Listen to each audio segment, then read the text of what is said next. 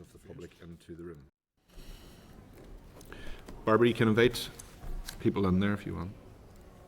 She didn't hear me, she's so focused on that thing. I don't think sure. Yeah, it's 30. Oh, all right. Looks after us very well, Barbara. Okay, members, welcome to the 30th meeting of the Public Accounts Committee. Can advise that the meeting will be recorded and broadcast through Parliament buildings and online. However, there could be a slight delay in moving between a private and public session, so please be patient with the system. Can I also advise anyone who will be joining us in the public gallery that they are welcome to use mobile devices as long as they're in airplane mode and that all devices are muted. They can also connect to the Assembly Wi-Fi, and the password is in the gallery rules. It is not permitted at any time to take any photographs or record any part of this meeting. And I welcome also to committee today Peter Hall, who has kindly stepped in to provide clerking support to us today, and also thank Kirsten and the committee team for the work that they're doing to support us. We have apologies today from Cathal Boylan, MLA, and Cheryl Brownlee, our Vice Chairperson, who unfortunately cannot be with us. And we have everything else, yeah. Okay, Chair's business, fine.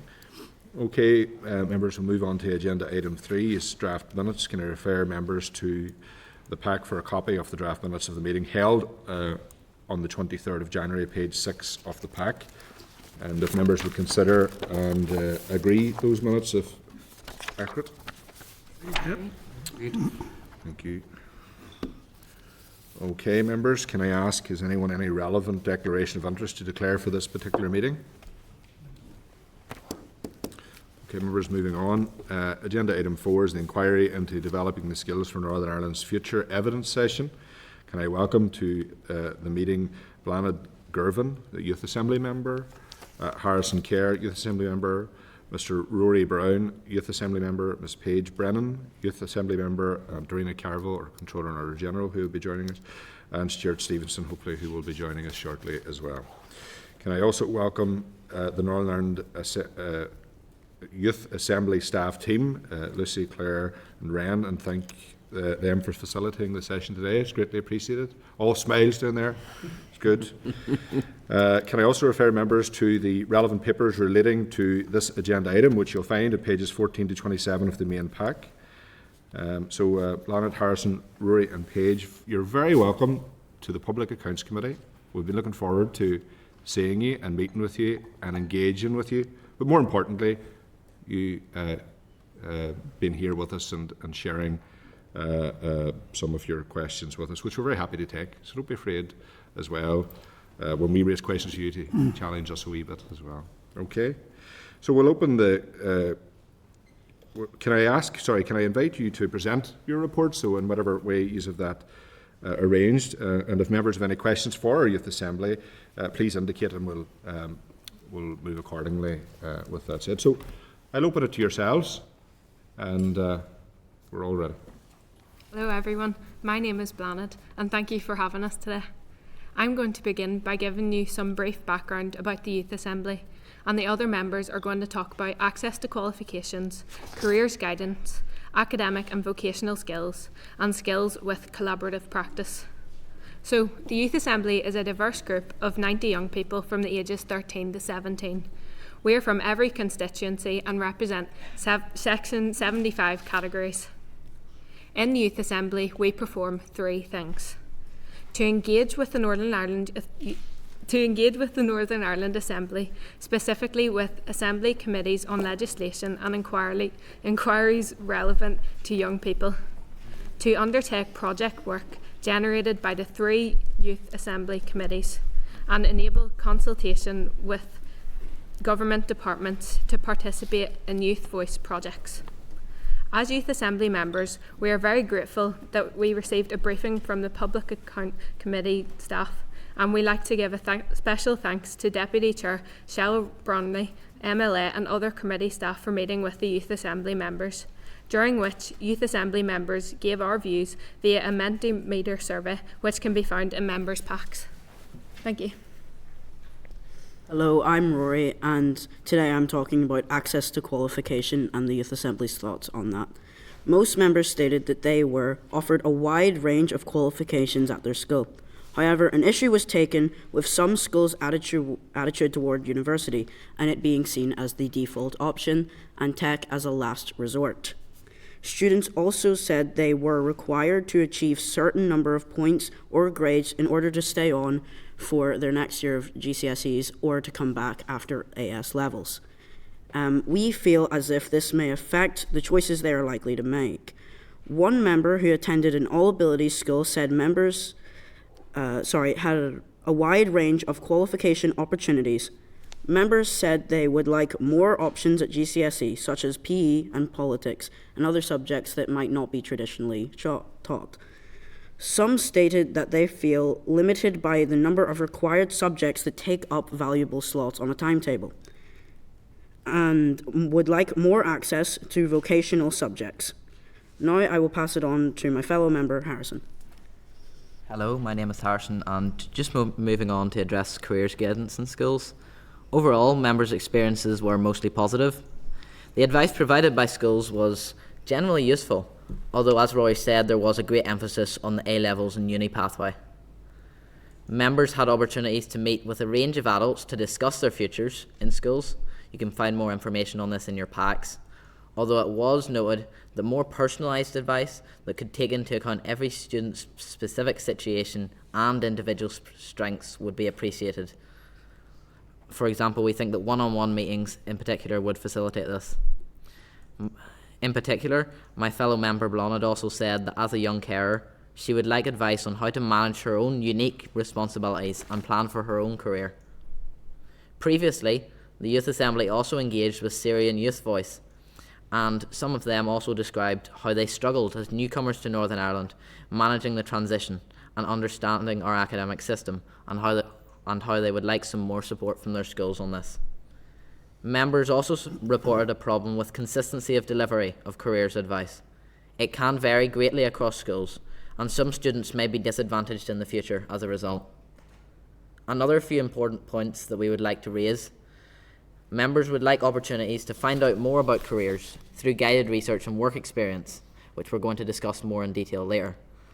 They would value advice and counsel from former students and more information on study opportunities abroad.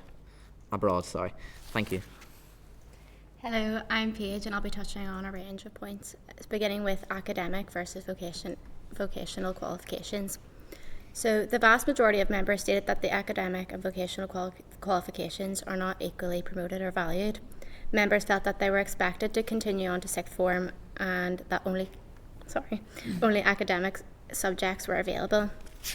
They also said that apprenticeships were undervalued and a quote, only seen as an option for if you're struggling with academics. Also, some members reported that their teachers encourage pupils to take their subject, even if it might not suit the pupil. And teachers said, some members said that their teachers stated that they didn't want their timetable being filled with learning for life and work lessons.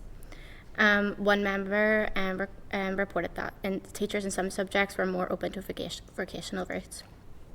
Moving on to skills needed in Northern Ireland. Most members are not aware of the skills needed in Northern Ireland, and we held a discussion following the survey about the importance of the following areas, such as STEM, ICT, etc. Members were also equally split on whether the current curriculum aligns with these areas, and we also believe that the Department of Education and the Department of Economy should work closely together so schools are able to meet our economic needs. Moving on to collaborative practices and duplication. Members were split on the question of the collaborative practices, and they suggested that it was more common in non-selective post-primary schools than grammar. They are aware of some examples of duplication citing schools which offer vocational courses, which are also offered at the local FE college. I'd like to finish with comments with two more points regarding work experience and the beginning careers journey earlier. Views on work experience came through in our discussion, and some members stated that was becoming less common because schools can't afford insurance required for pupils. They agreed that work experience is an important part in exploring future careers. Members also feel that careers education must begin earlier in the school journey and that there should be better links between schools, local businesses and FE colleges. Thank you very much. We're happy to take any questions. Thank you. Those presentations were excellent and very detailed. The four of you are exceptional communicators, by the way, so well done in providing us with that presentation and your insights into where the gaps are, where the challenges are, where the frustrations are, and where the opportunities are as well. I want to pick up on the work experience part first of all before I open up to members. Paige, all of you touched on the experience element, but getting that experience earlier in the school, in your education journey at school, do you feel that is critical in terms of shaping the ideas to what you want to do? So, you know, me personally, I think back, I wanted to be fly planes at a time, a pilot. I wanted to be a psychiatrist. I wanted to be a solicitor. We wish you'd I don't ask how I've ended up as a politician, but I am now a politician, which is far away from flying planes, a bit like being a psychiatrist is, and does deal with some of the legal parts. So maybe I've got a bit of an all-encompassing role. So I felt when I was going through school that I didn't have the best possible advice and guidance in relation to work experience. Some would say that's clear, but so what is your experience of that? Do you think that it happens early enough? Should it happen sooner? And how good, I know one of you, I think Harrison, you mentioned the one-on-one element of it. How do you think that would improve shaping what you'd like to do in the future?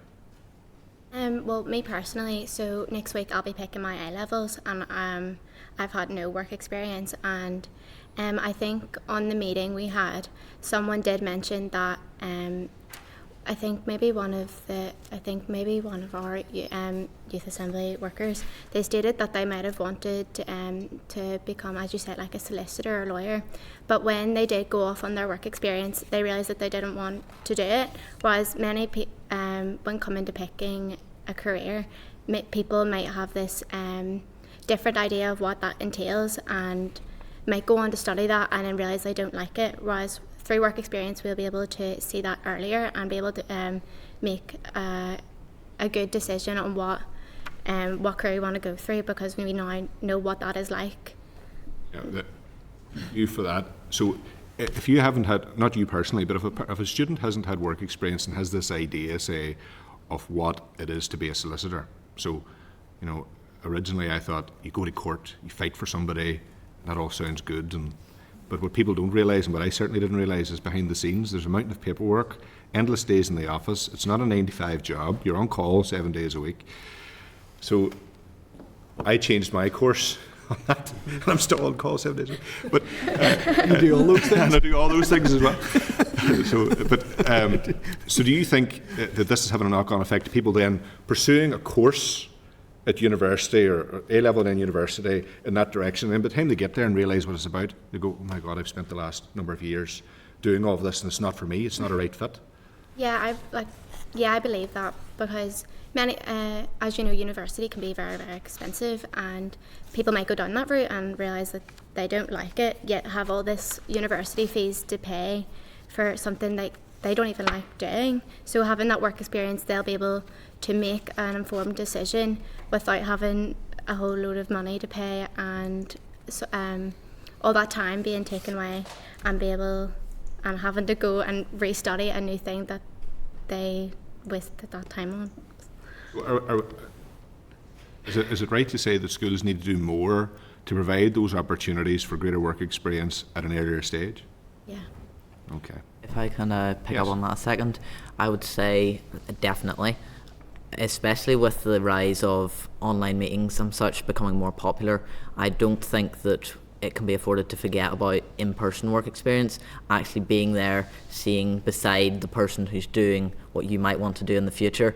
I would say in the future, I would say work experience has slowly started to move online. In some, obviously, there are different career areas in which this is less relevant, but that is definitely a problem. From my personal experience in school, my careers department is very good with passing on the information, but they don't really engage directly with whatever organisation is providing the work experience themselves. They kind of just direct you to a website or whatever, and it is up to you to reach out to them personally. Just a final question for me, and I may have others later, but so you're at this point in your educational journey and you'll be moving to the next chapter, but someone had mentioned the cost of tuition fees or attending university, and they've increased significantly since I've been at university. Is that now a deciding factor in determining whether you will or will not pursue a course that you want, what you would enjoy and ultimately will need for a future reason? Or does it not feature at all? So is the cost of tuition at university affecting your decisions in relation to what route you take? For me, I think, yeah, because in our careers class, which is like only a half an hour a week, we do look at different courses, and we are encouraged to look at the fees. And when you see those fees are so high, it really turns you off, because you're also questioning how are you going to pay them while also having to work a part-time job along with studying in university. So it does put you off a bit. Can I jump in there as well, please? So I'm a young carer, and for me, I can't really get a part-time job because I'm helping my family care for my sister. So for me, like, it definitely does, because if I was looking at a course and I was like totally in love with it, but it was 6 years long and it was 5,000 per year plus accommodation, it would turn me off straight away, because there would be no way for me to get that money to go do that course that I really, really want to do. Thank you, Paul. Thank you. We'll open to the floor. Diane Forsyth. Yep, thank you, and thank you all very much for coming here today. And my colleague Cheryl Brownlee said she had a fantastic session with you, and she apologises for not being here, but great feedback from her. Just to build on what you said before about how, without work experience, people have an idea of what things are and how we can try to make the experience better for you who are living this at the minute. I know for me, whenever I was coming through, I went on to study law, and I was quite inspired by the idea of what it would be, and I'm not going to lie, it was based on Legally Blonde, the movie, and I like the idea of, I did well at school, I like the idea of going in and proving everyone wrong, that you can be a good, strong, smart woman and do well and still dress the part. So that was very much in keeping with my thinking. So whenever I was at university, that's when I started to do work experience. And I didn't like it in a solicitor's office, and I didn't like it in the halls of the bar.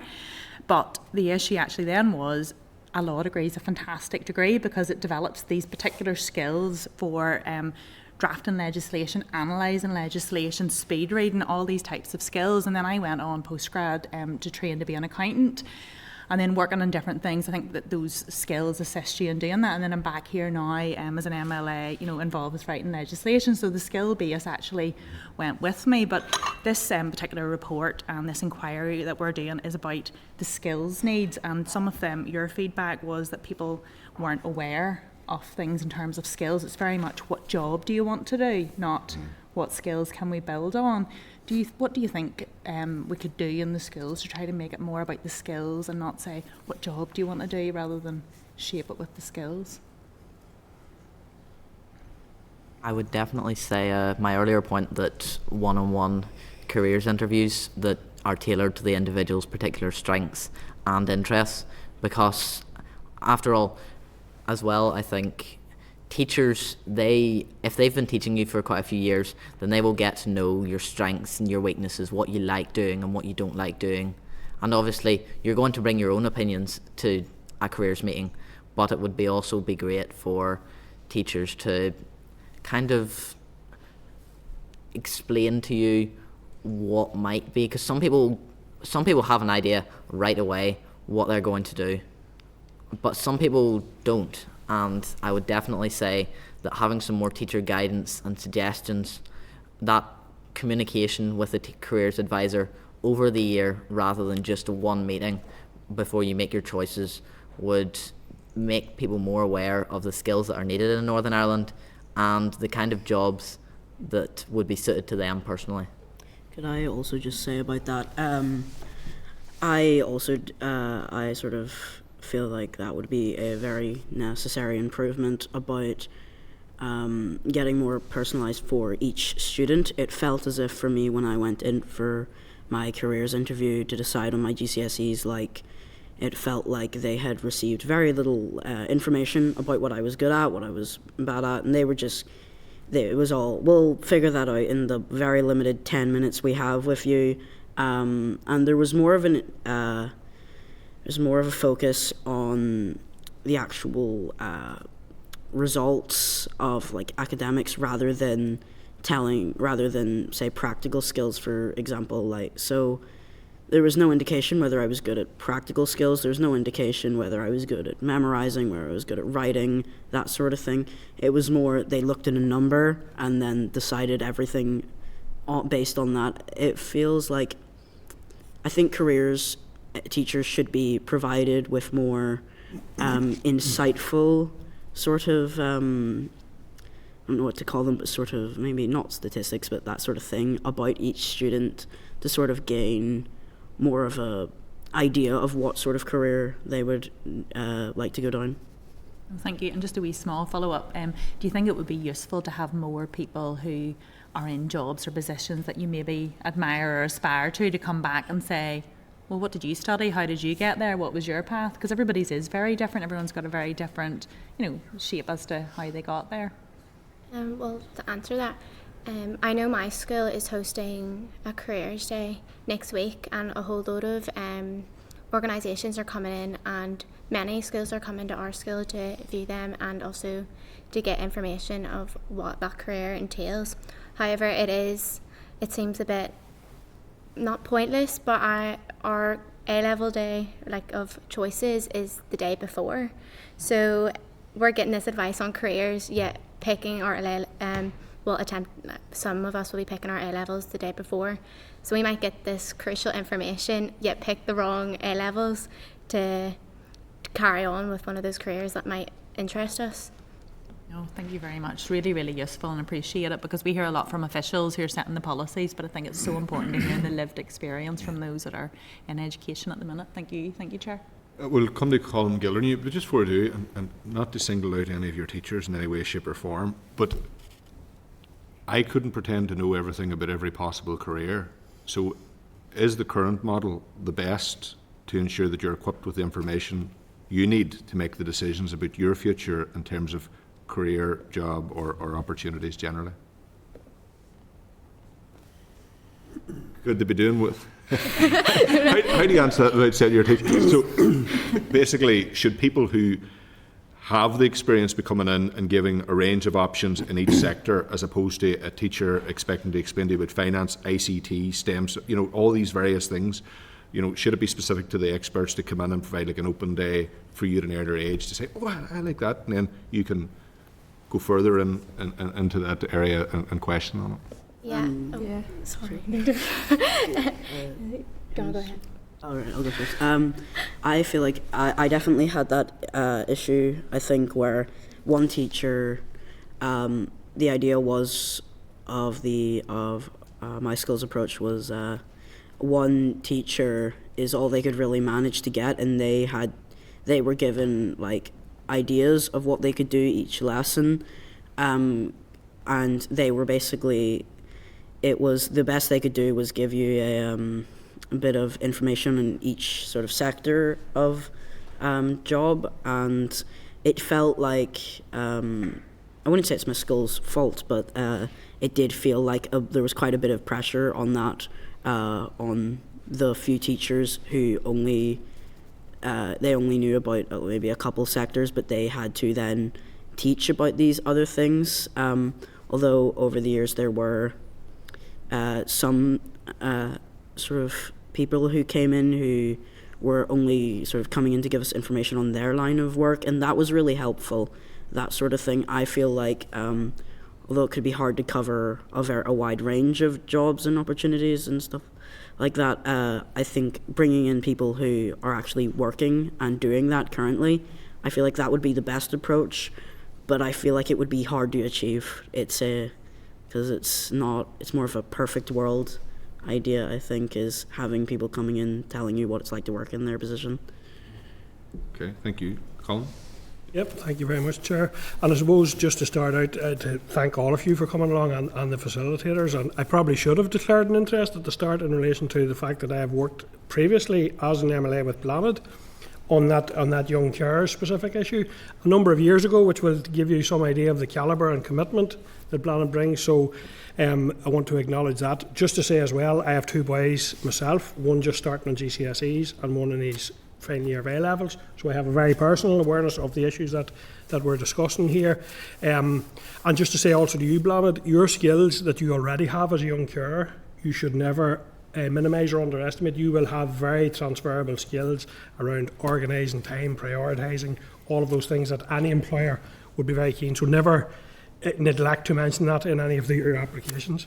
Okay. So thanks to Blanid for setting out the role of the Youth Assembly, and as I have also should have maybe declared the interest that as Chair of Communities, I have worked with Youth Assembly to inform us on the pensions bill, and I'm very well aware of the calibre of the work that they and their facilitators do in terms of engaging on these issues, preparing for them, and coming up with what is so important in terms of your experience, your knowledge, and your commitment and the impact all of these decisions have on your lives going forward. That's crucial that you are here involved in those conversations.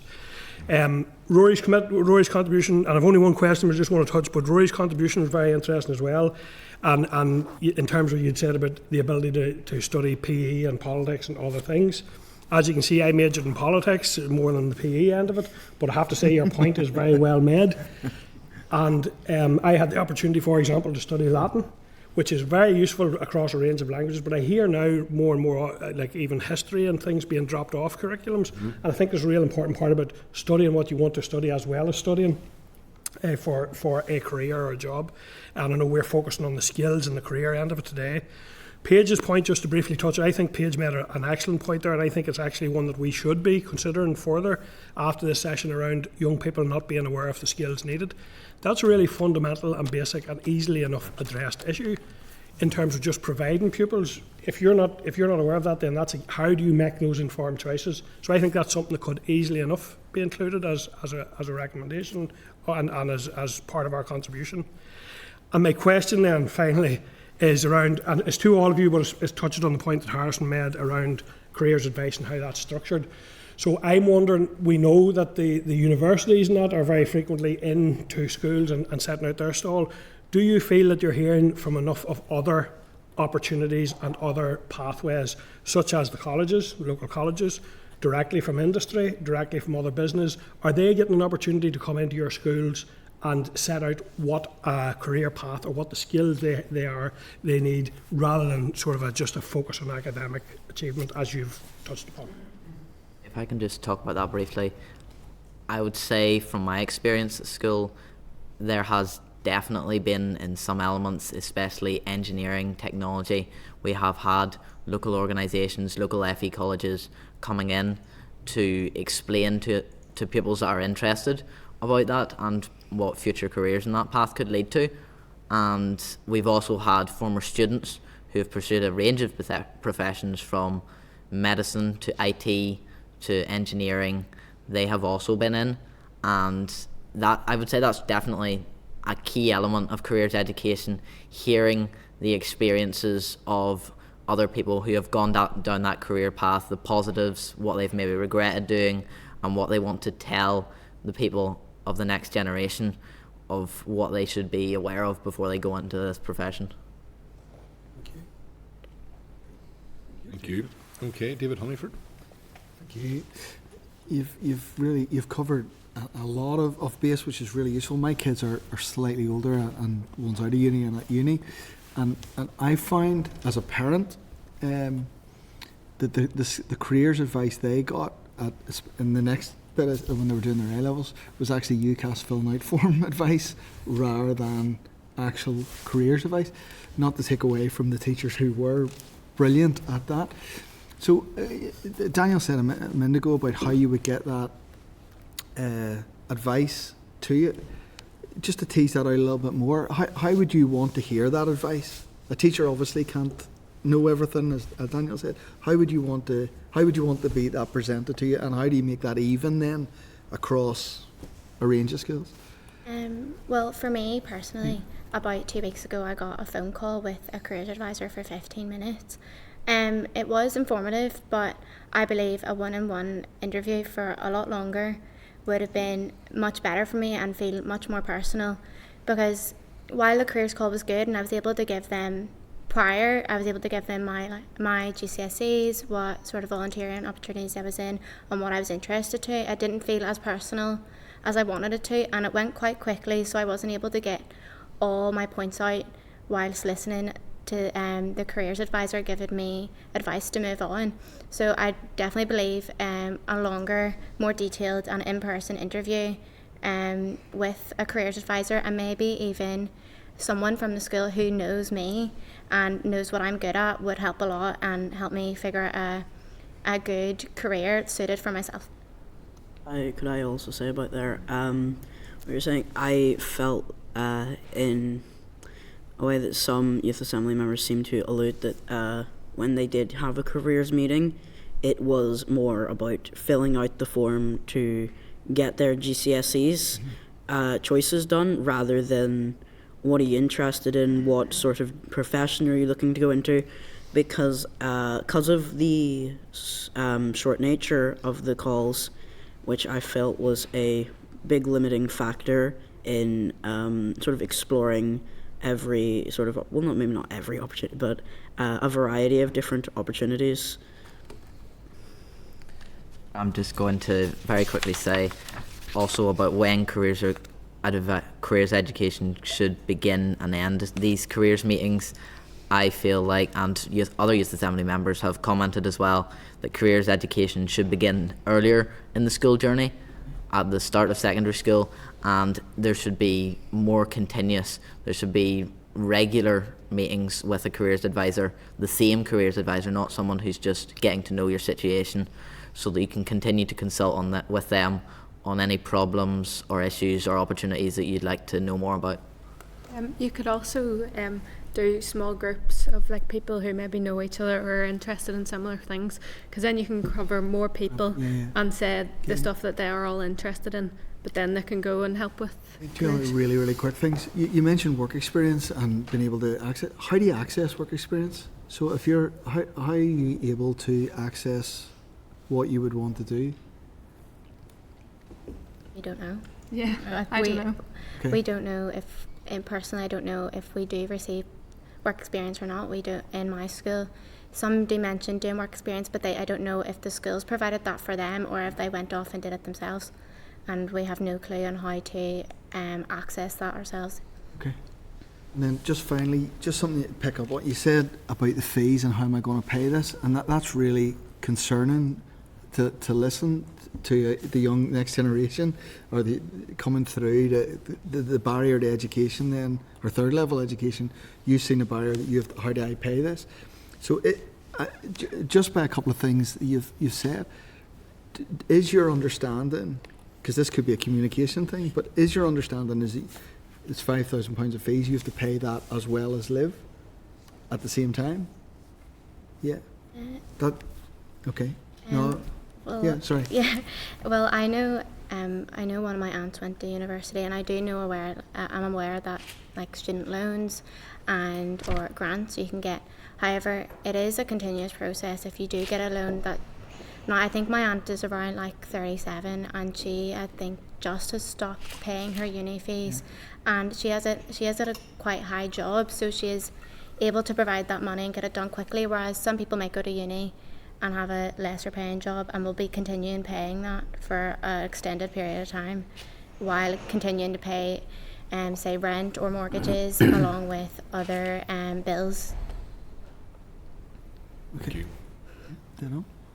Thanks, sir. I can completely agree with you. I've just literally made my last payment in the last couple of months as a student, and I'm out of university 15 years, so I know exactly what it's like. Tom Buchanan. Thank you, Chair. Thank you for coming before us today. It's great to see you young people here today and addressing the committee and speaking to us in such an informed way. With regards to careers, is the career choice wide enough? Is it broad enough? Does it cover all the areas that as young people you feel it should be covering, or do you see any gaps within it? I would say that there are some areas which have a higher level of attention than others. Obviously, some big careers like medicine, for example, there's a lot more support available for them because a lot more students have obviously done that and they're able to retell their experiences. But I would say there probably are some, although I can't think of any off the top of my head at the moment, there definitely are some sectors that are not really addressed, particularly in grammar schools, I would say. Yeah, to add to Harrison's point, I go to an all-girls grammar school, so I believe a whole load of STEM subjects would be put forward, and subjects like the arts or English or the languages would be almost neglected because the push for women to go into STEM is a strong push from grammar schools. I also feel like there are certainly gaps, especially in sort of more artsy subjects or like art-based subjects. They're left to the side a bit. They are less prioritized, and things that would be to do with them aren't given much thought. For example, we're taught about multiple different types of doctors. We're taught about like the different levels of teachers and stuff like that, but we're never taught about what say artists actually do. We're never taught about how to get into that sort of thing. It's more focused, especially I think in grammar schools, it's more focused on the ones that are more academically based, sort of like medicine. It's like that sort of thing is more prioritized, so there are massive gaps, I would say. Just to follow on from that, and you have really answered the second question, but I'm going to ask it anyway. Do you feel it's balanced between academic and practical? And that is, for example, your academic, your solicitor, your doctor, whatever, basis against your plumber and your joiner, and the academic against the practical. Do you believe that's balanced, or is there more pressure, if you like, put on the academic side?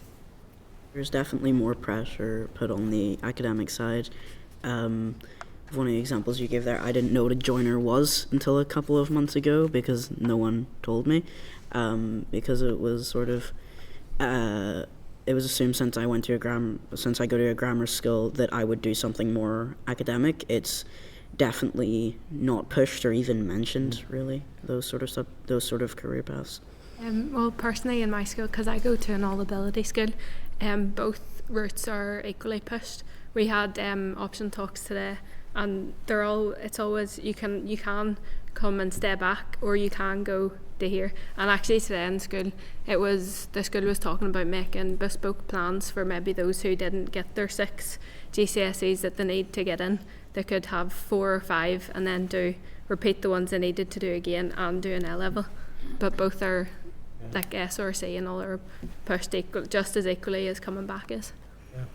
Yeah, well, some people are cut out for the academic side, some are more the practical side, and of course I'm a qualified joiner and a stone mason and all of that type of thing. I don't know why I ended up here, but there you are. So there is the opening, if you like, for the real practical side as well.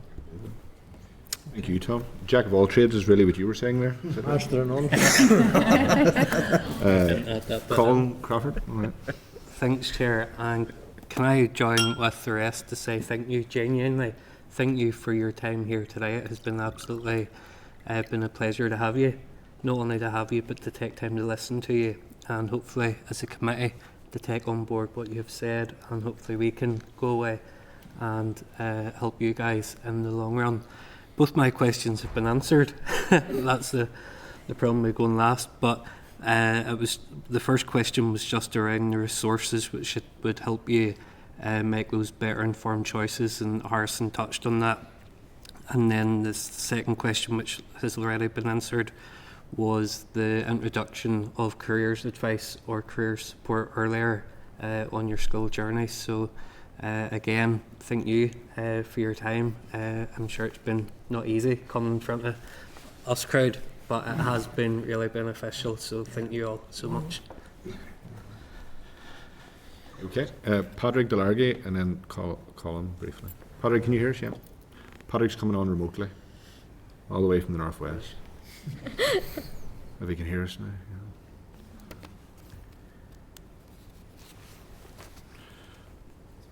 Yeah. Padraig, can you hear us? There's no mic up there. Colin, come you on ahead there briefly, and then we'll come back. So we follow up on, and I note several times we've referred back to the need for one-to-one advice more often and longer time within that advice. And is there a role for that to be potentially online at times if it would increase? Could that be done rather than physically one-to-one? Is there potential where we could look at a system whereby you would have access online on a more regular basis? Would that work for you, or does it need to be in person? Just want to check that. Personally, I think that would be the same. I don't think there would be much, because like being stuff online, it's sort of just now we've all gotten used to it, and I don't think there'd be much difference in the quality. Maybe a part of the solution to improving that end of things, just so I wanted to check for you, it's got away on us. Okay, thank you. Thank you. Padraig, can you hear us now? Your mic is not on.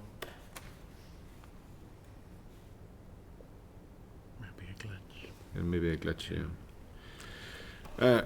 Thank you very much for your presentation and taking our questions as well and answering them so well and being very open and honest about the experiences that you have all went through and ultimately where some of the gaps are.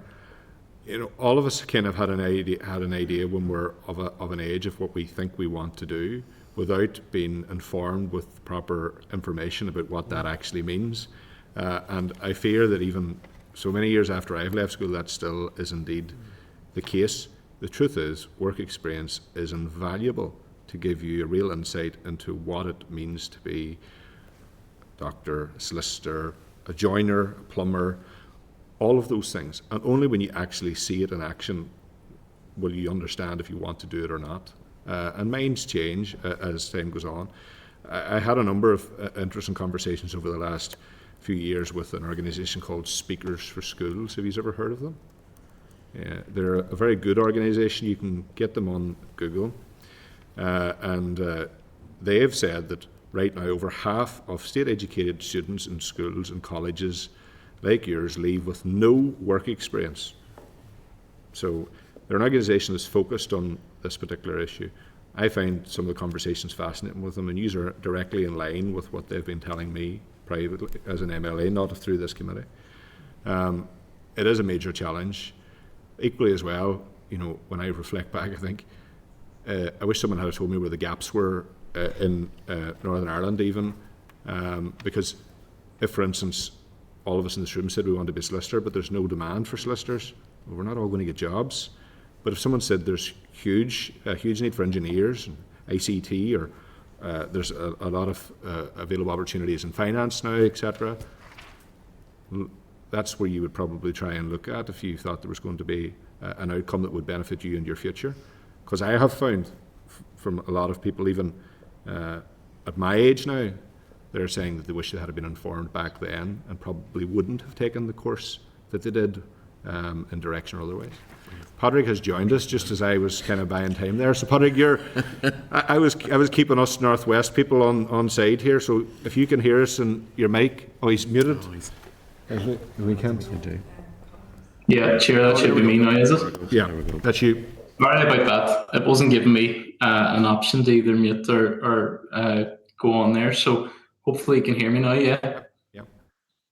Well, look, thanks very much for your presentation. Firstly, really interesting, and a lot of the questions that I had intended to ask have been asked, as you can imagine. But fair play to you all for coming on with your questions. They were really, really good, and your presentation as well. We actually have a motion that we're bringing to the Assembly next week, and it's around the funding model for sixth forms, and I suppose the pathways that opens up for young people to go into further education, higher education, or to remain at school. So very timely that your presentation is today. So I just had two very quick questions. One was around whether or not you hope to open the survey to other pupils, to other maybe people who are either at school or who have left school. So is there any plans to do that? Because I think it's a brilliant survey and it would be great to see even more responses onto it. We'd be happy. We'd probably need to speak with Claire and Lucy, but I'm sure they'd be happy to send out a survey to other schools, because that'll be really useful to us and to everybody else. Second that. We do loads of surveys, so I'm sure it's Brilliant.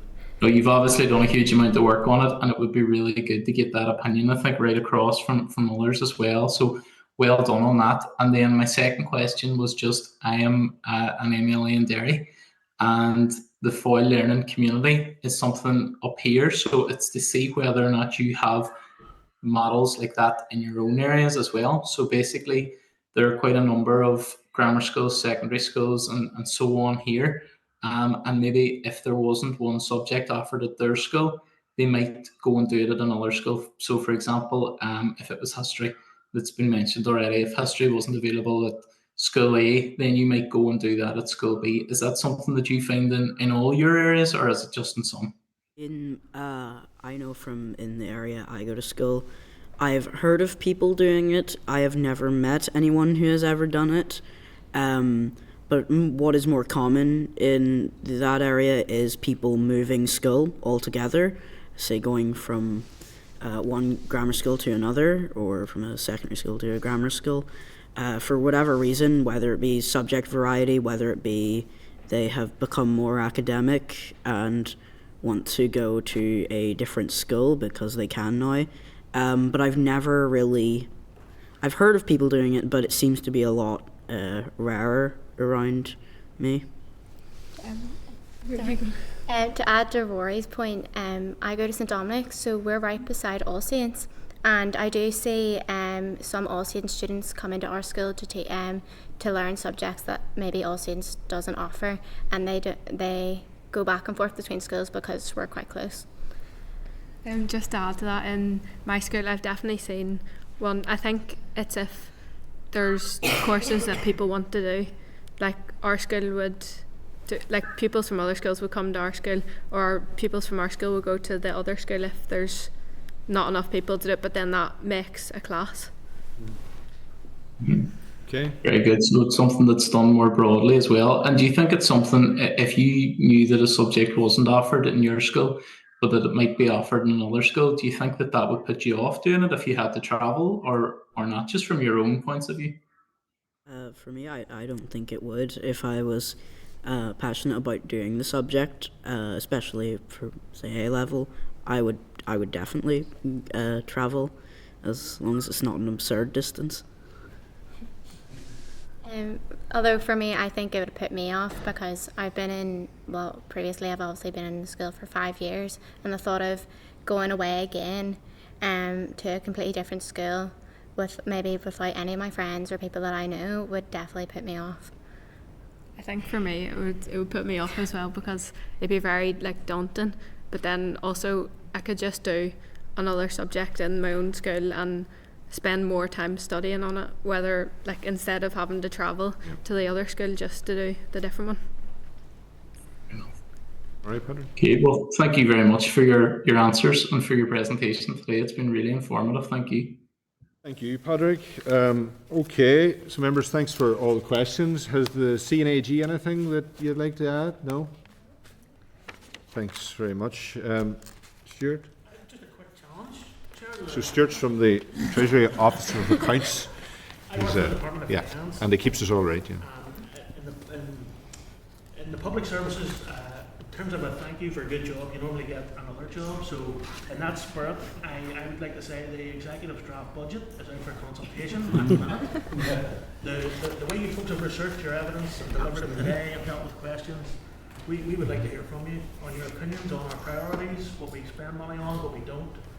It's online, there's about 6 fields, it's open for about another 3 weeks, and I would encourage you to say to your colleagues in the Youth Assembly, we want to hear from you, it'd be great. So that's my word of thanks, Chair, and the challenge to the witnesses. You could end up with jobs out of it. There we go. Okay, so thanks very much. Harrison, are you looking in? Yeah. Just wanted to quickly say, correct me if I'm wrong, but I believe we have already also engaged in something with your department on this. I think there has been some development since then, but I'm sure we would be happy to follow that up. Harrison, I think you'll make a great politician.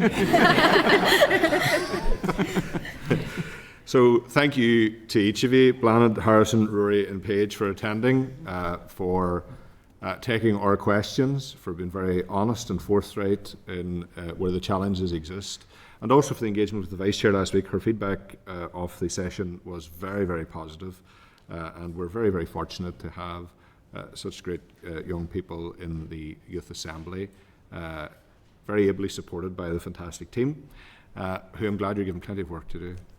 So thank you to all of you, and thank you as well for being with us today.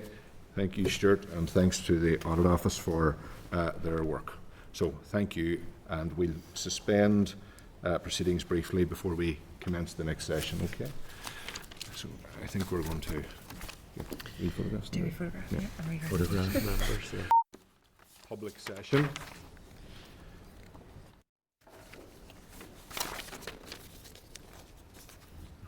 Cameras are green.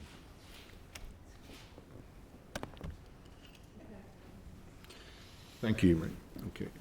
Okay, members, agenda item 5 is the inquiry into major capital projects follow-up report. It's the evidence session today, and we welcome to this meeting of the Public Accounts Committee Jean Brady, the Head of the Civil Service, and Neil Gibson, Accounting Officer for the Department of Finance. We also have with us, remaining with us, Drina Carville, the Controller and Auditor General for the Northern Ireland Audit Office, and Stuart Stevenson, Treasury Officer of Accounts for the Department of Finance, joined by Julie Sewell as well. Okay, members, I refer you to the relevant papers relating to this agenda item, which are pages 28 to 104 of the pack. Ms Brady, Mr Gibson, welcome back to the Public Accounts Committee, and thank you for taking the time to meet us. We had a session just there with the Youth Assembly who kept us well engaged, and we apologise for the brief delay in starting this particular session. We have a number of questions that we'd like to ask you today around the following key themes. One is the role of the Head of the Civil Service and Accounting Officers. 2, information requested by the Public Accounts Committee. 3, workforce and capability plan. 4, the draft ISNI plan. 5 is the NICS board. 6, evaluation of effectiveness of the NICS board. And 7 is the ISNI committee. 8, ISNI enabling actions dashboard. 9, the social licensing. And there's also a number of questions in respect of RHI in response to the recent update provided by the Department of Finance.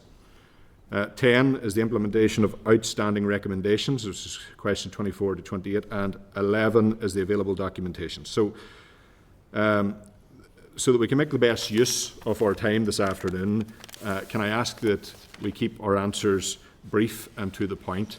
I reviewed the previous session, and there was just too many witnesses to get to the nub of some of the core issues, and if we find that there's any deviation from the questioning, we'll have to interject and pull back to point. We're very direct in this committee, and we like to get down to business, so I'm sure you'll appreciate that we have a number of important questions as well. So with that said, I invite you both to make some opening remarks. You'll know that this committee is frustrated that we are having to have you both back to answer some of the questions that we don't feel were answered appropriately at the previous session or indeed in our follow-ups. And we have been very clear with permanent secretaries and senior officials generally throughout each of our inquiries that when we request information, we expect our questions to be answered in a timely fashion and that we don't have to ask witnesses to return to this committee. So I appreciate you both being here, and hopefully today we can make some progress around some of the issues of concern for this Public Accounts Committee. So with that said, you're both welcome, and you're very welcome to brief the committee. Thank you. Thank you, Chair. I'll begin, and I welcome the opportunity to be back following the previous attendance at the committee. I can't commit to being more interesting than your previous attendees at the committee who I saw passing through. In terms of, we haven't prepared any opening remarks because we wanted to be here to listen to you in the interests of time. I guess we understand the areas that you've identified, and we're very happy to give fulsome responses to those and to keep those brief, and also to apologise if there is any perceived frustration in terms of delivery of information. That is very clearly not our intent, and we welcome the scrutiny of this committee in terms of how we can improve and deliver better. But yep, no, happy to take questions. Okay, thank you. Okay, before we go to members, I think it's important that I point out, Ms Brady, when you appeared before the committee in October, you assured the members of this committee that you were showing leadership by offering to meet with the committee. However, you also reiterated that the constitutional position of your role meant that ministers continue to have autonomy over their departments and accounting officers, and you do not have a role in policy matters. You also outlined that you have shown leadership through the reconstitution of the NICS board with refreshed terms of reference. However, you did not provide any specific examples of how this has delivered improvements in respect of major capital projects in the 3 years since you have come into post. And given that the accounting officers are accountable to their ministers, and neither you as Hawks nor the NICS board have any authority over accounting officers, how can you and the wider NICS board be confident that you are delivering effective leadership over major capital projects? And further, when you give evidence in October alongside a number of colleagues, as mentioned earlier, despite a number of questions from members of this committee seeking examples of delivery, witnesses retorted to broad statements around leadership and various boards that have been established. What evidence can you provide of effective delivery to address the issues impacting on major capital projects? Thank you, Chair, and also to reflect the PAC's recommendations in terms of the head of the civil service reflecting those in other jurisdictions, particularly in Scotland, where the accounting officer for the Scottish Government, the PermSec, is the overall accounting officer. That does not reflect the constitutional reality of the governance structures within the Northern Ireland executive, and of course that is a constitutional matter, and as an official it's not for me to opine on that. However, it's, as me as the head of the civil service, it is reflecting the need for the joined up approaches that we require across the service to ensure that we're doing all that we can at an official level. The PAC recommendation to reflect that constitutional arrangement, PAC recommendation 1, was noted by the executive, but it was not agreed, and those are the constitutional realities. In the establishment of the acknowledgement of the issues which the PAC report have reflected, the need for joined up approaches and identifying cross-cutting areas, that was in fact the recommendation of this board to establish a reconstituted NICS committee, to establish as part of that industry experts within capability in the areas that needed to be addressed collectively as the Civil Service Board, and we have, and I have done that, and we met with one of the chair of the ISNA committee at the previous evidence session. To give you some time, and as part of that, we have looked towards the root cause analysis of the PAC findings in terms of the overrun. They have identified a number of 12 enabling actions. I understand we will discuss those furthermore. We also analysed the 105 recommendations that came out of the PAC report in terms, and also CBI, IOD reports to make sure that we're coalescing those both in terms of looking back to address the concerns, but also how we look forward. in terms of delivering the investment strategy for Northern Ireland, which the Executive is looking to put in place for this mandate and indeed beyond. But you also asked about the tangible impact that's made. So we now have a subcommittee overseeing both the ISNI strategy once it comes out as a vehicle at the programme board for that, but also monitoring of these enabling actions which we know will underpin it. We had a civil service board just this week, and in terms of the actual actions that are coming through, you asked for tangible information and the actions they've taken. The major projects were presented to that board with recommendations from that committee.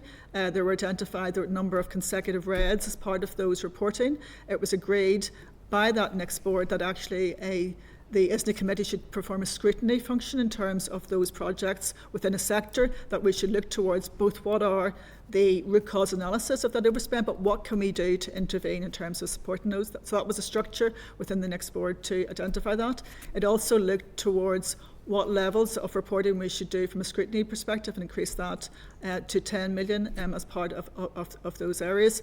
We have also agreed at the board level, and again that joined up level, the methods of reporting, and you will have seen the documents. There's the process from the ISNI, the tool that was used, the Managing Public Projects, that there needs to be more up-to-date analysis and correlated data across the system.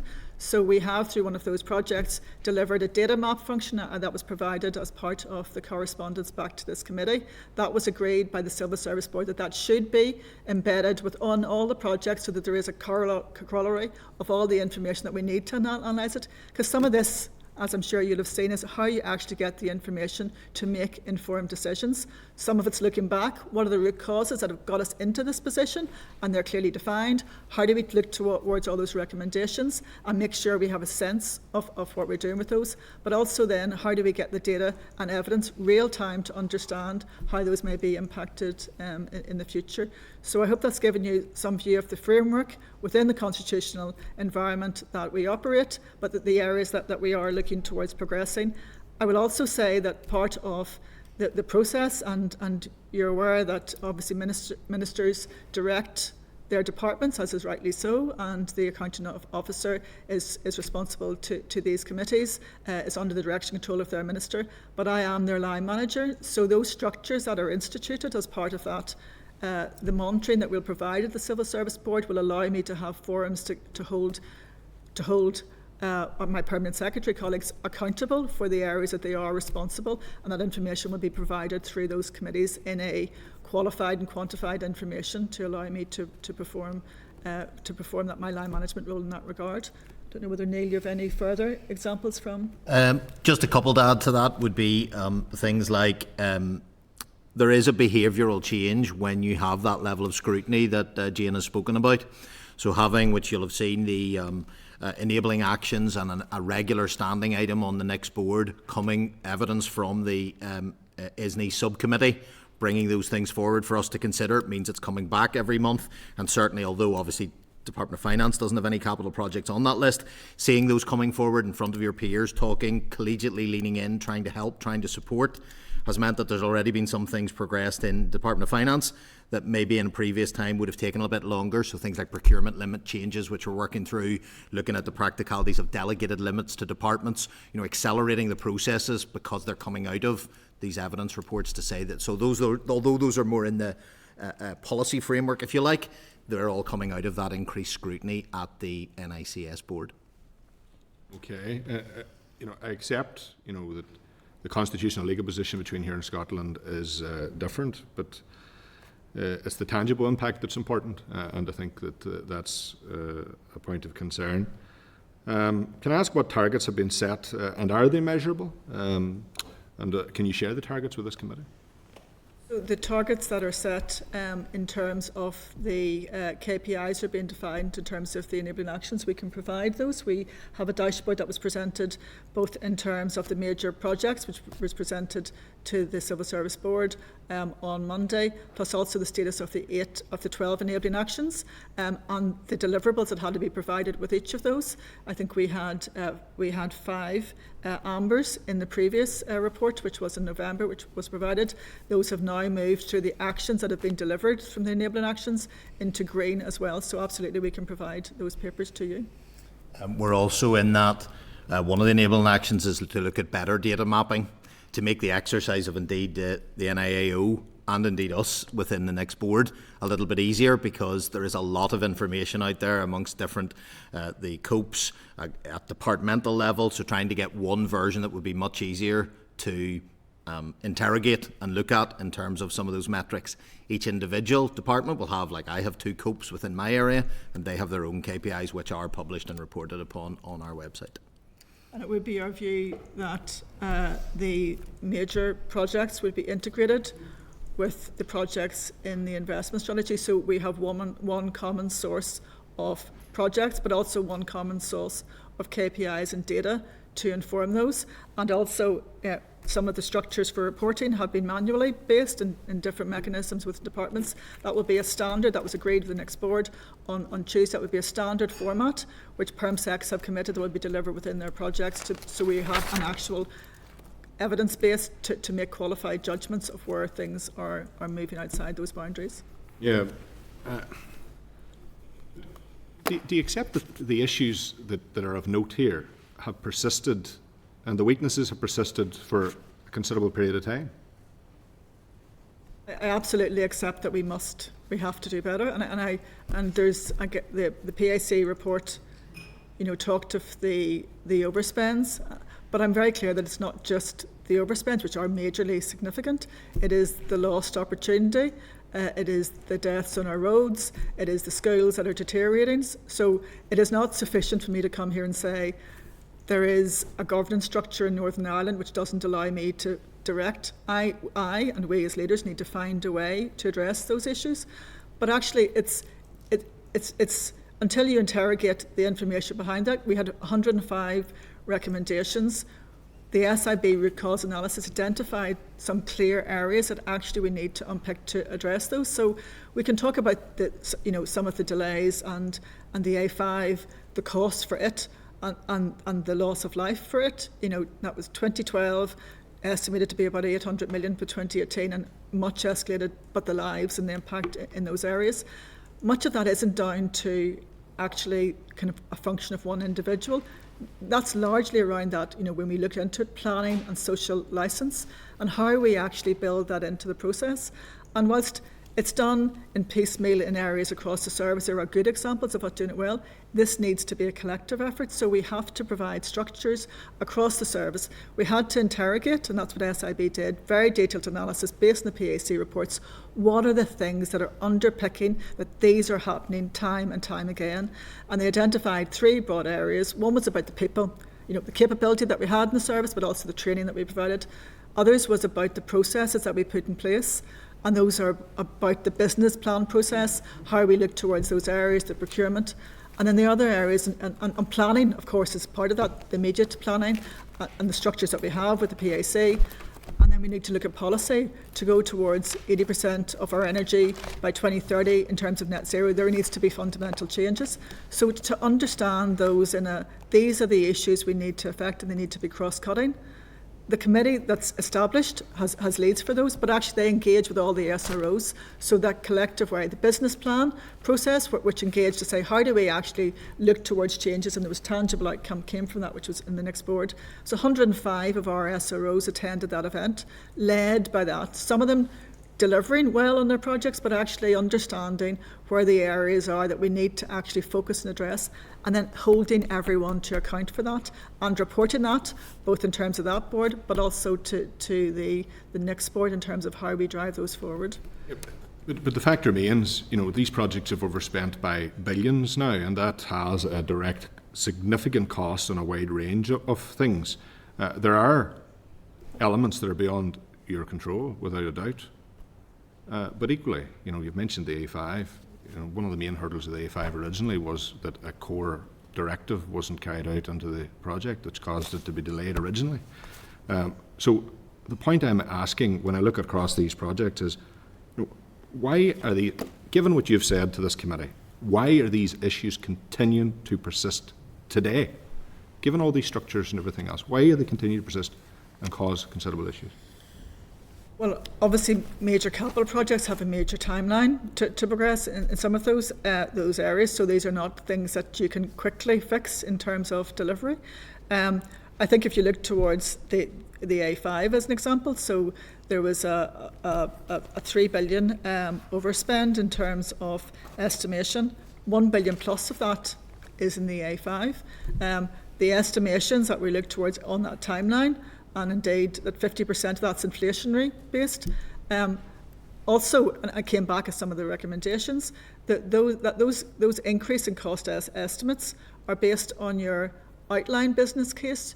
Your outline business case could be viewed as being based on areas where you haven't got confirmed planning, you haven't provided procurement. So actually, if you look towards where the final business case is delivered, towards that outturn, there's a 10% overspend, some very significant differences in that. So there's the global aspect, and then there's the aspects in terms of our processes. But actually, the areas that we have identified have analysed those areas, the particular areas in that people and that process and in the policy. So some of them are outside our control in terms of the global aspects, but there are many which are, and they require a focus and analysis and an action plan and a delivery. And of course, things should have gone quicker and faster. It was clear to me the recommendations were that the Civil Service Board should be reconstituted. We should have experts on the board. We did that, but actually bringing that information to the board, there was no way to unpick what are the underlying issues which are causing these to happen and happen again. It wasn't this is a problem, we can fix it, because actually it requires a joint collective across the service. Our constitutional structures don't allow that to happen. So we have provided those frameworks. I believe, and the proof will be as it plays out, it is a fundamentally different structure and methodology for addressing those areas. There will be much more that we will have to do. The way we've identified, we're going to scrutinise some of those projects which have joint red. That will be a different way of doing that. But I believe it is a marked shift from where it has been over the past number of years. I think the only thing I would add to that, Chair, is certainly in my coming up to 3 years in this post, better data is the first thing. Originally, it was almost impossible to really put your hand on exactly what the data was telling you. That's getting much better, but we're still some way to go, so it'll be much easier to continually report. That'll allow us to spot things earlier. But there's also a leadership dimension to that too, which I have a responsibility for, as do all of my colleagues, about making sure people feel, bring the early areas of concern early, bring them to us quickly. That's why we have gateway reports, which are really proven very valuable, certainly to me as an accounting officer. Highlight reports, much shorter, much sharper. What exactly are the issues that you're facing? Tell us early. It's not about trying to catch anyone out. It's trying to see, can we identify anything that's going wrong? And we'll pick it up later in questioning. But you can take some really good lessons from the SIB report, from some of the data that we've got. Social licence would be one obvious one, but there are some common themes. But equally, each of the projects has its own story to tell, and it's important, therefore, which is why I think the board structure is working better now. Each of those accounting officers has their story to tell about exactly what happened in that particular project. Could have been inflationary, could have been a supplier going bust, could be all sorts of complicated reasons, but there are actual common themes across it, and some of those, for me, the key ones, if you look at all the new procurement and the policy statements that we will do around that, transparency, better data, shorter, more to the point information, so that we don't get clogged up. So the big change for me personally, 105 recommendations across all those reports, even if you sat and read them all. The SIB report points to this too, even reading all the planning regulations. It is impossible to think anyone will do that and not miss something. So having 12 enabling actions for us to be able to say to committees like this and to the NIAO, that's what we're going to try and drive performance improvement on, I think will yield dividends. But as Jane has said, it does take a little bit of time. These projects have a long gestation. So, for example, social licence, by its very nature, something needs to come in right at the beginning. So you'll see that more in future projects. It's also been very important for me to try and offer that support to our SROs. You don't get any additional reward for being an SRO, but you certainly get a significant level of pressure and scrutiny. So we've really tried to bring together events for all of them, training, collective leadership, knowledge, create a community of them so that they feel they can ring each other to get a little bit of support and help. We've obviously the metrics that we can supply on the people that we've put through more training, and that's really beginning to pay dividends as well. Yeah, I note you've said it takes time to do some of these things, but a lot of these projects have been outstanding and delayed for a significant period of time. So there's major concerns, as you will be aware. Jane, just as well, in relation to the evidence session that this committee held, and I was absent at the time, on the 3rd of October, we asked for a number of pieces of information, and whilst we recognise that some of this was delivered in October, some of this information has only been provided in the last week, so from October to now. And the draft ISNI list remains outstanding, with no indication given as to when it was submitted to the First and Deputy First Minister, or when it is anticipated to go to the Executive for approval. So just give us some clarification around that. And a further question is the Workforce and Capability Plan, which we appreciate you've furnished us with a copy. Given the delays seen in some of the other enabling work streams, do you expect delivery of this plan to remain on schedule? Thank you. And again, apologies if there's a perceived lateness of documentation that isn't our intent. I'll maybe ask Neil to discuss on the workforce plan. The ISNI strategy, as with the ISNI work plan, as with the programme for government that is draft, is policy under review. So it has not yet been, they're draft versions, and it has not been agreed by their First and Deputy First Minister. And of course, as is the protocol, under that basis, has not been agreed from a timeline or scheduling to the Executive in that regard. So it's not within the ability of officials, obviously, to share documentation which is in policy under development at this stage, Chair. And in respect to the workforce plan, yes, I would be confident, largely pointing back to a point I made a moment ago. From a leadership point of view, we have Patrick McGee as the non-executive director leader, and I have Sharon Smith from my side, who many of the committee will be familiar with, and we've Scott Wilson, and there are a number of other individuals you'll see named on the plans. But with people like that, I have every confidence we'll deliver. What you'll notice in that workforce plan is we've really tried to focus our efforts. If you go back to that 105 down to 12 points, you can almost take on too much. So one of the key things is to focus into those ALBs with significant responsibility for delivering capital, so that we can better understand. It's likely that whatever lessons will come from them in workforce issues will be relevant elsewhere. Really critical issue around workforce planning at the minute is salary levels.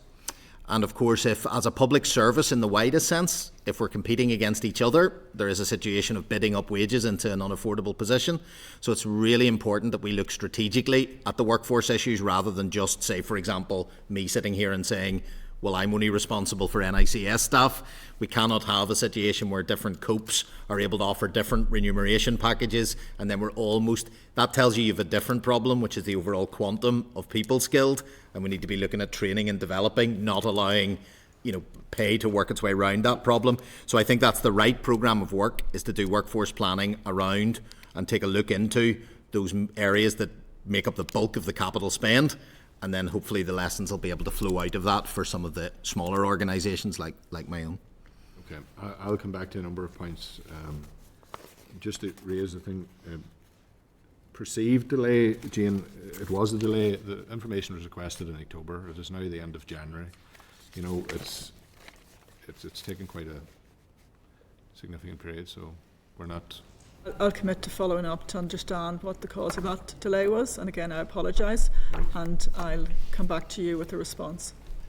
Yeah, it only arrived 3 weeks ago, yeah, so from the start of October to then is just not acceptable, to be honest. So. I'll move on to other members, starting with David Honeyford, MLA. Thank you. Thank you, Jane. Neil, for coming in. Just to follow on that ISNI draft plan, can you confirm what date that list of projects was referred to the Executive, the First and Deputy First Minister, and when is it expected for approval, or the Executive for approval? As I said, we haven't reached a final version of any of those, so none of those have been referred to the Executive, and they're currently policy under development. They've been referred to the First and Deputy First Minister for approval? Well, as is normal when we go through the review process. What date were they sent to the First and Deputy First Minister? It's still in draft, so there will be multiple versions which will be reviewed, but I can come back on... We're talking months, or we're talking weeks? You know, I understand there's drafts and there's various versions, but when was the latest draft? When was that with the First and Deputy First Minister? So there's various versions of that, so I can come back with a response. There has been ongoing versions. I mean, obviously the initial document went out for consultation, but there hasn't been an agreed version of the document. It is in draft, and there's still issues that are still being resolved, so we're not in a position to have between the First and Deputy First Minister, or on the issues is the issues between the First and Deputy First Minister? Is that the delay, or is it because I'm trying to work out why? I guess it's ongoing. It hasn't reached a final conclusion in terms of what the issues are. So it's still policy under development, as is the position with many documents in terms of their review status. So, the evidence session, it said that in this, maybe this leads on from that, but it doesn't cover all the major capital projects, and that's what the information was provided to the NAO. But whenever you look at correspondence advising the draft list, that projects did capture all that was committed and ongoing projects across the current major capital projects portfolio. But we also noting that some of the documentation provided to the committee refers to non-ISNI projects. So can you clarify why is there that differential between those? Could you repeat the question? So we've got information in the evidence session. You told us that the draft ISNI didn't cover all major capital projects, and that was the information you also sent to the auditor. But when the correspondence has come back, you've advised that the draft list did cover all the ISNI projects and captured all that was committed to. It's the clarity around that of why the two are obviously opposite. Okay.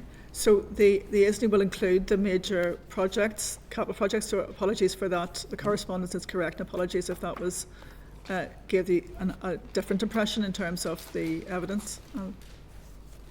Don't know whether you have any? It will contain all major, so £20 million projects. You can always still have some, you wouldn't think there would be ambiguity, but sometimes, for example, I have projects that one might imagine are capital projects but turn out to be revenue projects just because of the actual precise definition. You're not creating new software, you're using off the shelf. So there are some areas that you might think of spend that wouldn't sit in it normally. There's obviously that threshold of what considers a major project. And again, that's something that you have to obviously keep under review because what if you have 4 sub-projects of the same? Do you add it together as a programme and include it? So there can still be a little bit of fine-tuning to make sure what's in, but the intent is that ISNI will contain all major projects so we can report singularly. And where we have projects that fall under that, but they still have a significant risks profile, we'll continue to report on them using the same mechanism, albeit not within that strategy document, but the subcommittee that we talked about before would get the information. So in other words, any area of what we perceive as having a level of risk will be reported on to that subcommittee of the NICS board. I just wanted to ease something that David has asked. So I'm a bit confused about this process with First and Deputy First Minister. So are you saying, Jane, that it was given in draft form to them and it's a fluid document presently, or what? I'm just a bit confused. Yes, it is in draft form. It is not an agreed document. Yes. So the executive was re-established in February last year. We're entering our year of return. So when did they receive the original draft, the initial draft? I'm just trying to get what the urgency is with this. So when did they receive it last week? Did they receive it 6 months ago? How long has this been looked at? It's been looked at over a period of months, but as you'd appreciate, there are other areas that the executive and ministers are looking at. So yeah, no, but I'm not asking about that. I'm asking about this particular area. So when, from your knowledge, was that draft? I just need to know when this is going to be produced into an actual material document. So, when was the First and Deputy First Minister given that draft? As is normal in terms of policy development, we would be working with advisors and ministers in terms of that. I don't actually have the specifics of a date. Happy to take that under advice and to come back. Have they been given it at all? Yes, it has been shared within the Executive Office and we have been working with it, but it is a draft document, it's policy under development. I'm just trying to get a sense of the urgency given that you're saying you recognise how important this is. One thing, Chair, I think is relevant in this, and again, I can't speak too much detail because as Jane has said, it's under development. But to give you an example of the sort of thing that comes along that changes the direction a little bit, obviously with the return of the executive, there was the financial package to return, in which there was a requirement for an investment strategy. And our intention, working at official level, was to make sure there was only one capital investment plan for Northern Ireland, not two separate documents. So that then required a different piece of work to be able to go into the document that wouldn't have been there in its pre-executive returning gestation. So that gives you an example of some of the work that we would have to do as officials to provide more material to go into. Because if you think of a previous iterations of ISNI, they can talk about the principles of development, they might talk about themes, they might have flagship, but this has to have a list of all projects in it. That's a different requirement, and that was part of the requirement coming back for the executive coming back. Okay. Is there ever a point we get to a point where we have an actual document? If it's a living document, you're describing something that's always changing. So is there ever a point that there's a document that goes for approval? Yes, there will be a document that goes, and indeed there's a requirement that there is, but it will remain. I mean, you see all the time with. When is that date? Well, it's due imminent. So it's due now, imminently, mean weeks, days? I mean, obviously can't speak to the decision-making process politically, but yes, it is due. It's the point of where it goes from you as a finished document to the executive officer. That is due to happen imminently. Yeah, but we will always keep it under review, because you can imagine capital projects that have finished now. I totally understand. It's a fluid document. I totally understand that. What I'm saying is the point of where it hits the executive office. When that is imminently being days, weeks, months, which is... I don't know. I can't speak to that. That would be for ministers to decide at what point it's ready to go into executive consideration. Okay. You okay? Yeah. Right, Dan. Thank you, Chair, and thank you both for coming back here today. My questions are focused around the next board, and I think you've sort of covered a little bit of my first question. So in your letter to us on the 11th of October, you referred to the biannual report to the next board detailing projects and programmes isn't used to monitor costs and times, but is used to identify common themes behind the delays to projects. And I think you've sort of touched on those, referring to people, processes, policy, data collection and those types of things. So my question is, what can you outline clearly to us what has been delivered by the next board following identification of these thematic areas in terms of corrective action to reduce delays based on that? Thank you, Mr. Rice. I think I did reference some of the actions that were taken, and perhaps this week's a good example in that the major projects presented, there were some which had thematically kind of concurrent reds as part of their status. So it was agreed that we would that the ISNI committee would perform engagement with SROs and leads within a particular sector to understand what the root causes was of that delays, to see if any support or challenge could be provided to get those both within track. So that gives one specific issue. There was the thresholds in terms of monitoring of those reports, which again was agreed by the next board to increase that to a threshold of 10 million and to undertake some pilots in terms of that approach. And I guess that the data map perspective, where PermSec, the next board, agreed, and this was following the analysis from the ISNI committee, and they'd done a pilot already to evaluate this, so it wasn't just it was a qualified exploration where they'd modelled what the data is that should be provided up. That the PermSec agreed that this would be the data system that they would work within their departments in order to deliver. There'll obviously be a follow-up in terms of the issues that were raised from those, kind of tracking red and red amber projects, which will then feed back both into that group but to the next board itself. Thank you for that. And whilst those responses are all really good, but they're all very strategic and bigger picture and longer term, and just in our assessment of the next board, just trying to get to the root cause to allow us as part of this inquiry to make the best recommendations possible. It's the short, sharp corrective action to reduce delays that we're looking to on that. And just to move on then, are the next board cited on the specifics of time and cost overruns on projects? Just to concur, or to follow up, that review that's taking place in those that sector, and kind of those, and there's a number of projects. There will be in specific projects, and they will be regarding is there short, sharp, or indeed underpinning aspects. So that will be addressing that kind of that overall governance. It'll be led by the committee, so it'll have the expertise from all those enabling actions and the expert to delve into that. It'll be the SROs for those specific projects and the further sectors within there. So that will be actually taking short action as well as identifying kind of thematic areas. And I guess that's, I think, from what I've heard from the committee, and indeed is a direction of travel that you would like the next board to be more engaged with, which is concurred from with the board. Oh, absolutely. And just to follow up again on that last point, are the board cited on specifics of time and cost overruns when they meet? Yeah, not currently. The data mapping exercise that we're doing, we're hoping that will be able to be put into it. Now, we're always conscious of not creating another level of bureaucracy or scrutiny. So obviously within committees and within individual departments, accounting officers have to speak to all of their deadlines, delays, cost overruns. So there's already significant scrutiny there.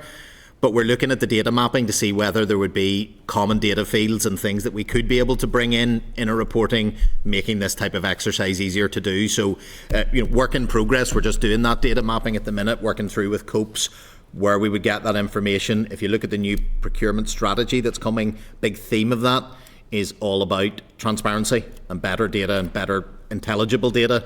So we hope that we will have, but as it stands at the minute, no, the next board would not go through the same level of detail that you would, for example, at your individual departmental boards, where you'd be looking at the scrutiny of individual projects.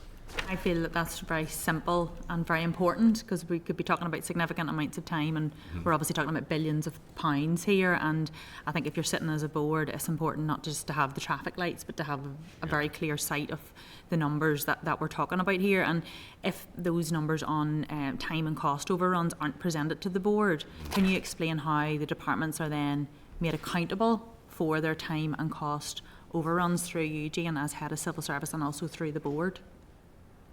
Well, Neil referenced the kind of the responsibility for the SRO in terms of those projects, and then there's a departmental oversight where there's a project office that looks towards those portfolios. They are then scrutinised through the committee in terms of the ISNA committee and those areas. Then that will come and escalate through the gateway reviews, which do identify the flags of red and red, which will be based on some of those factors in terms of that readiness.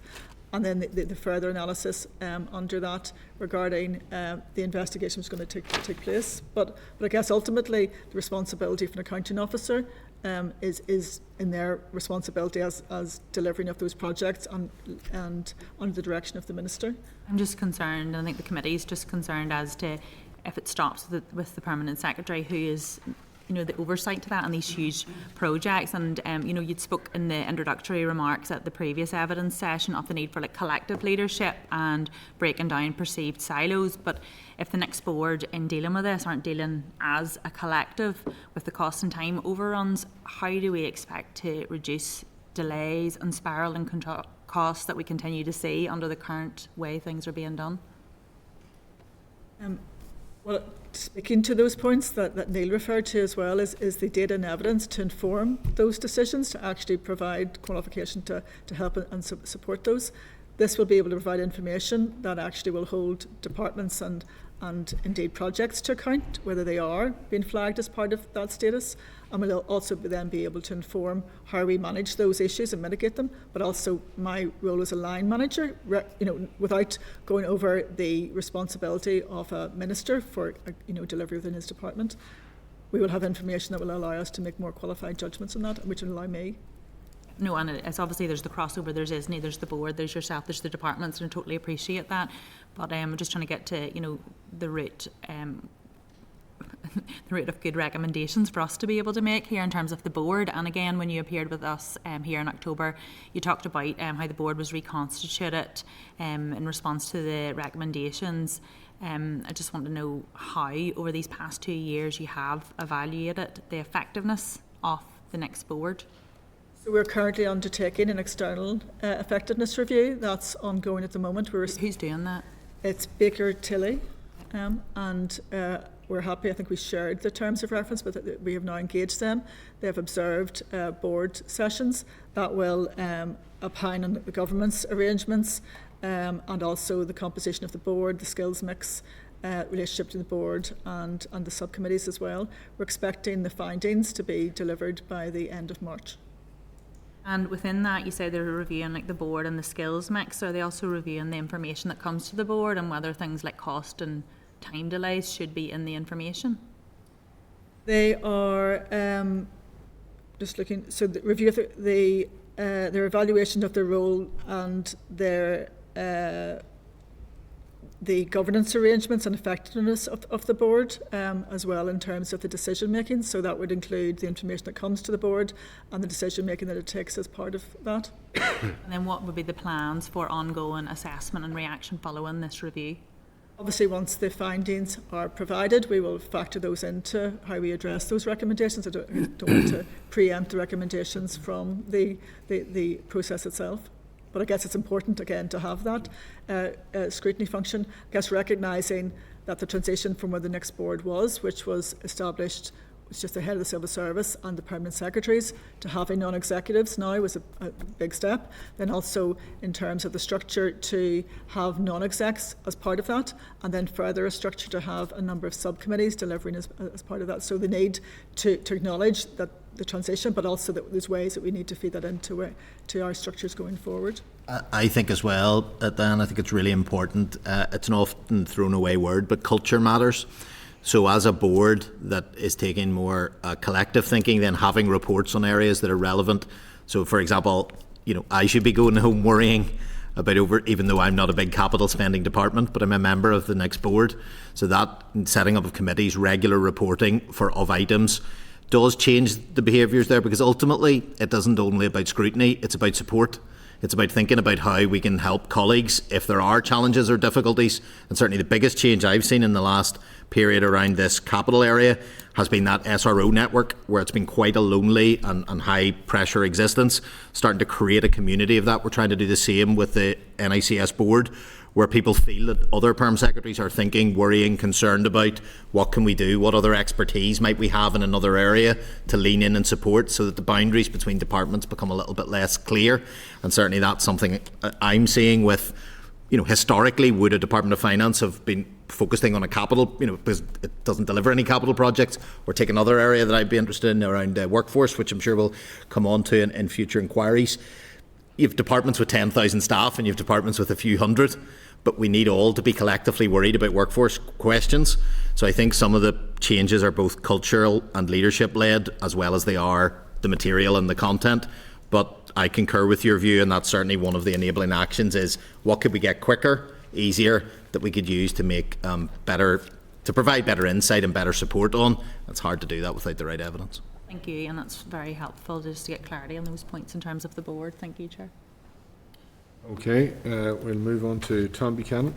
Thank you, Chair. And just to deal with the ISNI committee, a subgroup of the next board, how can you be confident that there is sufficient independence and accountability and governance over the work of the committee? Well, the appointment of an independent non-executive member was a critical aspect, I felt, and again it was a recommendation of the PAC to the next board itself. That committee is chaired by one of those individuals who comes with relevant infrastructure financing experience as well, to provide that level of scrutiny. Obviously within departments themselves, the Dear Accounting Officer also request to have external expertise as part of those project boards as well. So there's a further level of external scrutiny and support within those areas. Obviously the Audit Office provides a very important aspect within those frameworks as well. So we are, within the structures we have external representation provided. Some of the enabling actions that we're looking at is regarding looking towards an industry reference panel as well, to support some of the further investment decisions that we need to look to make and to engage. Obviously the Department for Finance through the procurement has significant engagement with the sector and the procurement facilities as well, but within the governance structures, having that led by an independent non-executive gives me an assurance that there is obviously that independence as part of that governance structure. Okay.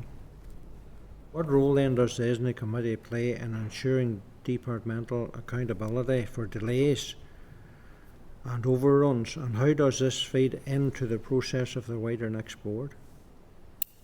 So the responsibility for individual project overruns will have an SRO within a department. Obviously, the department is under the direction of the minister for, in place with that, and the accounting officer with responsibilities. So there'll be a responsibility as part of that SRO. They will then have a further responsibility into their department, their accounting officer, and that will be a project office across that portfolio within the department.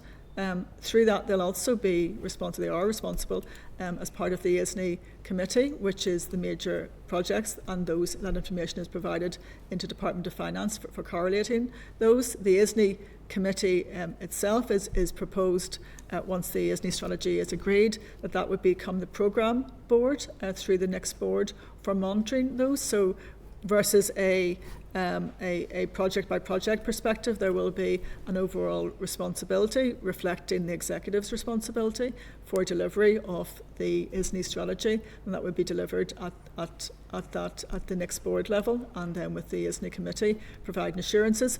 The role of the ISNI committee will be to track and to monitor those projects within the ISNI strategy. It'll also be then to identify root causes if any of those are going outside track, but also then to provide suggestions in terms of remedial action to bring those within scope, and also then to report and provide assurance to the next board that they are on track, and indeed what remedial action could be taking place, as I outlined to Ms Forsyth, regarding looking towards specific focuses if projects are indeed going off direction. I don't know, Neil, whether you want to respond any further? No, just to echo the fact that there's quite a significant scrutiny mechanism within committees and within departments, obviously under the control of ministers. So what the hope is, the next board will have that kind of more strategic information to see if there are common themes that we can really then look to. What I find relevant in that governance structure, though, is it then helps us set out a training programme and we've set up a set of SRO training days, all related to things that have come out of the conversations at the next board, to say, okay, the issue is business cases, okay, the issue is communications, then let's have a look at that, and let's bring in external people to come and speak and help train us. So there's a identifying of themes that are then taken away in different fora to try and develop. Either they may be training needs or they might be around different data that might need to be collected. Has that training proved effective? Yes, I mean, obviously there's some sense in which that has to bear fruit over time, but we're already seeing one of the ways I detect it is in things like, for example, training around business cases. We now have people and departments volunteering for pilots to look at. We talk a lot about proportionate effort and making the business cases proportionate to how big they should be, how much detail they need, and we're really seeing a lot more willingness to work in tandem with us on that and actually pilot it, showcase it to other colleagues so that they can look at it. So it is early days. We've only had 5 of those training sessions. The board's only been constituted in this way for a while, but I would say yes, we're beginning to see early dividends from that in terms of willingness to be piloting new ways of doing things. Given the delays and the overruns, then are you satisfied that the committee are on top of their game? I think the committee's established for just over constituted formally almost up a year. It's had 5 meetings. Off that's established an SRO network to provide references for some of those key areas, and it's had 4 engagements with that. So there's been substantive body of work. I have sat in to observe the committee, although I don't have a role per se, and I guess the what I see is a very something positive is actually these are departments working together in common cause to address these issues, which is the actual, there's policies and procedures and structures, but actually it's about people and how we work together and learn those areas, so common areas before they address.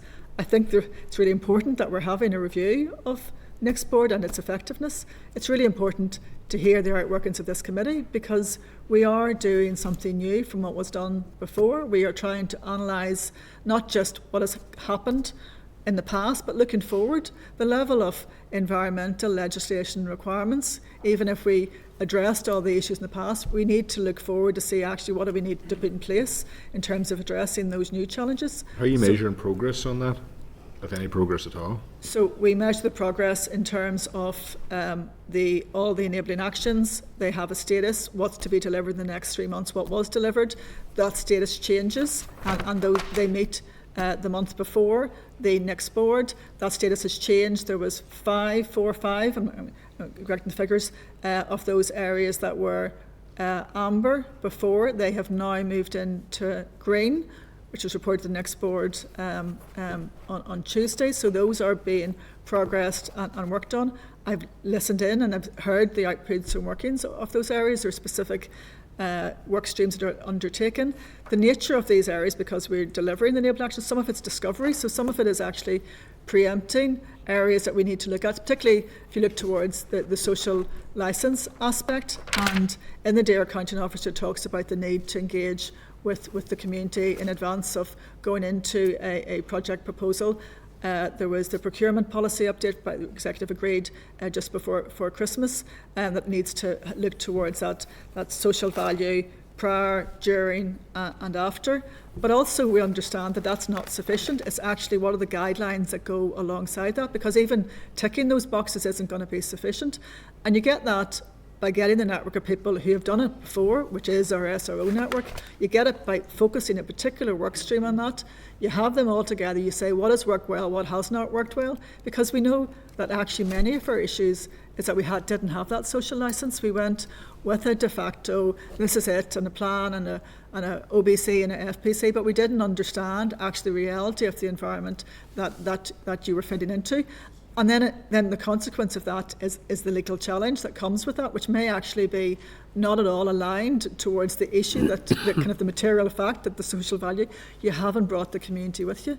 So that's not something you can do in a policy, note itself. It's actually about understanding what's worked before and how you need to bring those areas forward.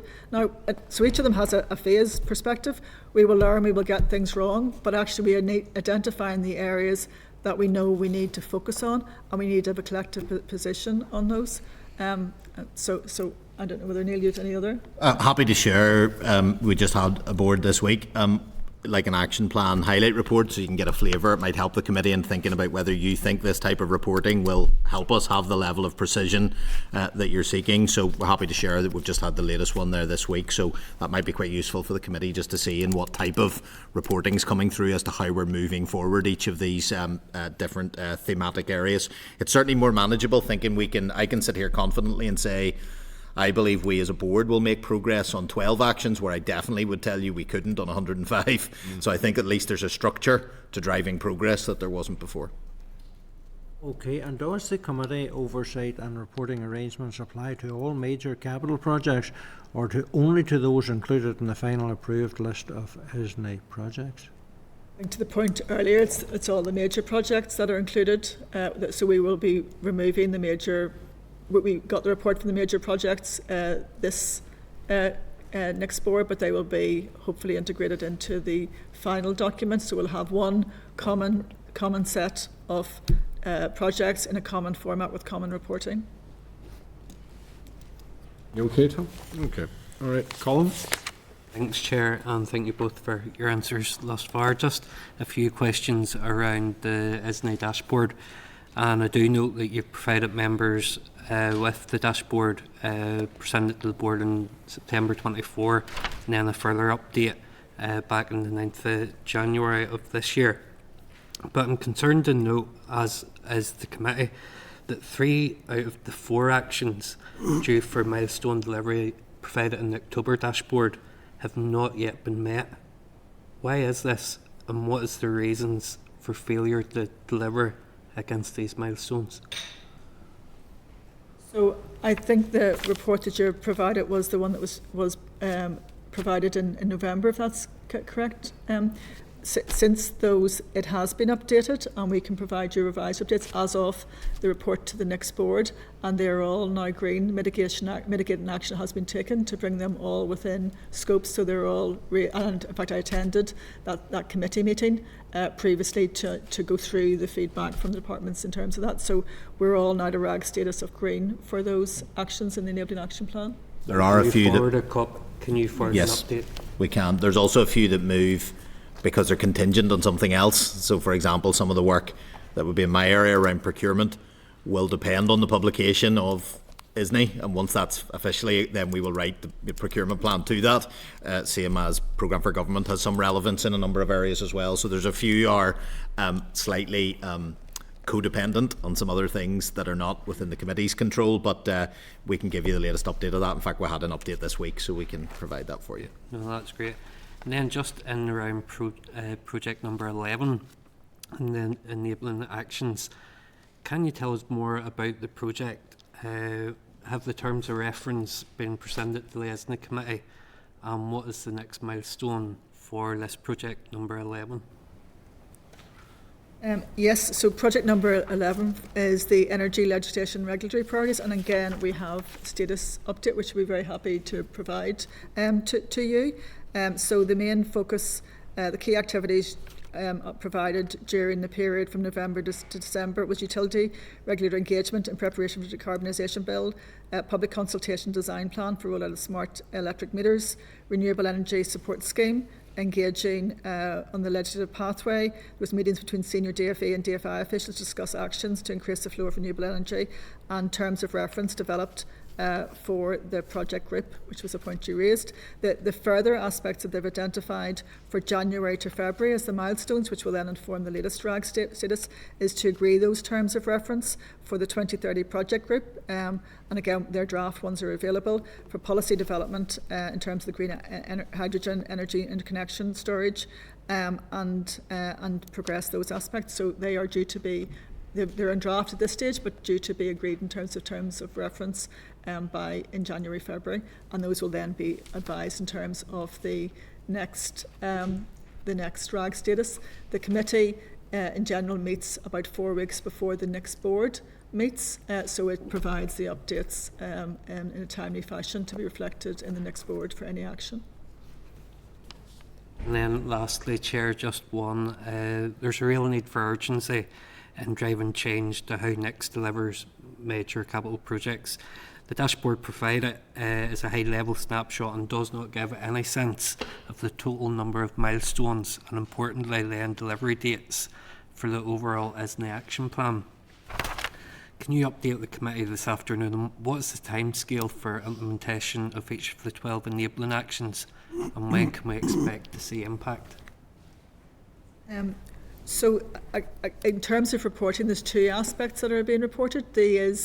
There is the enabling actions, which are the 12 enabling actions, and they have specific delivery milestones, and we're very happy to provide those. The milestones in the latest report are detailing those out for the next period of months. Those are the enabling aspects, such as development of guidelines for social licence, for an example, and we believe that they will be key barriers to successfully key areas to support successful delivery of the actual projects.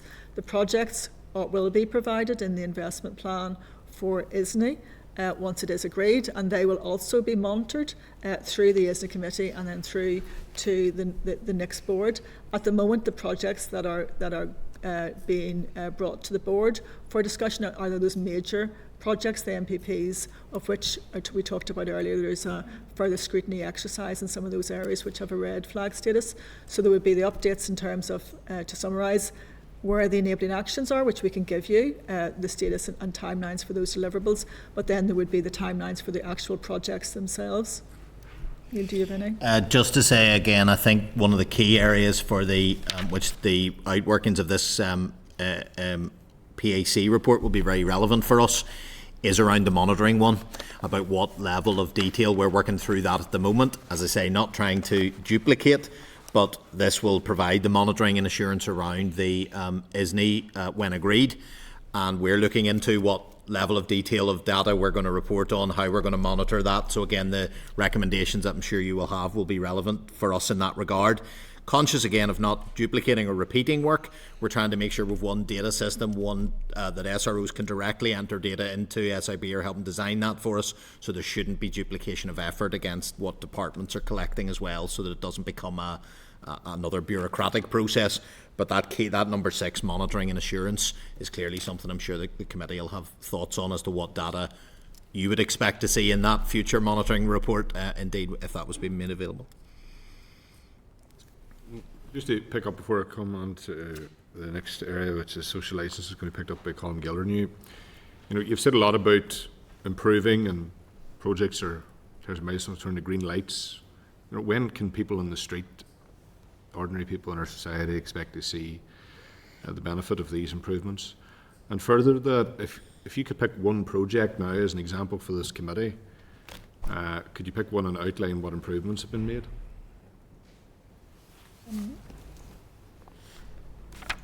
When I think of the changes that we have put in place, some of these do not come with an immediate response, because some of these are deep and structural in identifying the areas that we need to focus on. I think towards the structures that have been put in place, for me one of the key areas is the understanding of the social licence aspect. And actually the understanding that needs to be a fundamental aspect that's underpinned as part of those projects. We will discuss that later. We're looking towards the projects that have come in that we have identified that are red flags to the next board, and we will be doing a deep dive in terms of where that progress needs to be better, or there's lessons learned. It just worries me, just sorry for interrupting, you've both talked about how improvements have been made. That there's a number of projects that have green lights in them, but I've just asked a very simple question to outline one project and explain the improvements that have been made by all of these adjustments that are now in place, and you aren't able to do that. Improvements on paper are not improvements if they're not tangible. So it's a bit worrying if you can't explain how all these changes have led to an improvement in any particular project. Well, respectfully, my answer to that would be we've only had a committee for a year. We haven't even got the monitoring data yet, so projects are quite a long run. This isn't a new problem. There's been a long tail of issues here in terms of delays, overspends and everything else. Surely you weren't waiting just for the return of the executive a year ago to have all these things in place. I would like to think there was some forward planning in relation to that. And absolutely, in terms of the recommendations this committee provided, was to provide experienced non-execs. That went ahead and was delivered in the absence of an executive. It was my view and the view of my colleagues that actually that wasn't sufficient. Just to deliver that requirement wasn't sufficient, because we wouldn't have the scrutiny over actually what was the things underpinning this. And it's not about, of course, there's multiple specific projects, but we need to understand what are the root causes of those things going wrong.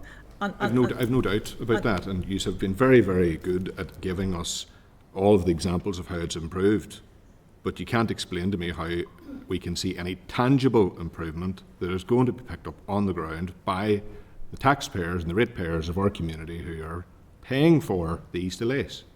So that's why I'm asking the question. It's okay talking about improvements, but no one outside of the door being able to see the benefit of them. So I'm asking, at what point, if you can provide an example now, at what point will the people that we represent in our constituencies that are they're paying for these overruns significantly, going to see a tangible benefit? Well, we're obviously here to listen to those aspects as well. The nature of the capital projects is that establishing a committee and a structure isn't going to address those areas in the immediate term in terms of a tangible response. There are multiple projects that are under delivery. We are underpinning what the kind of key aspects are that we need to drive forward, but that will take time, Chair, in terms of showing the outworkings.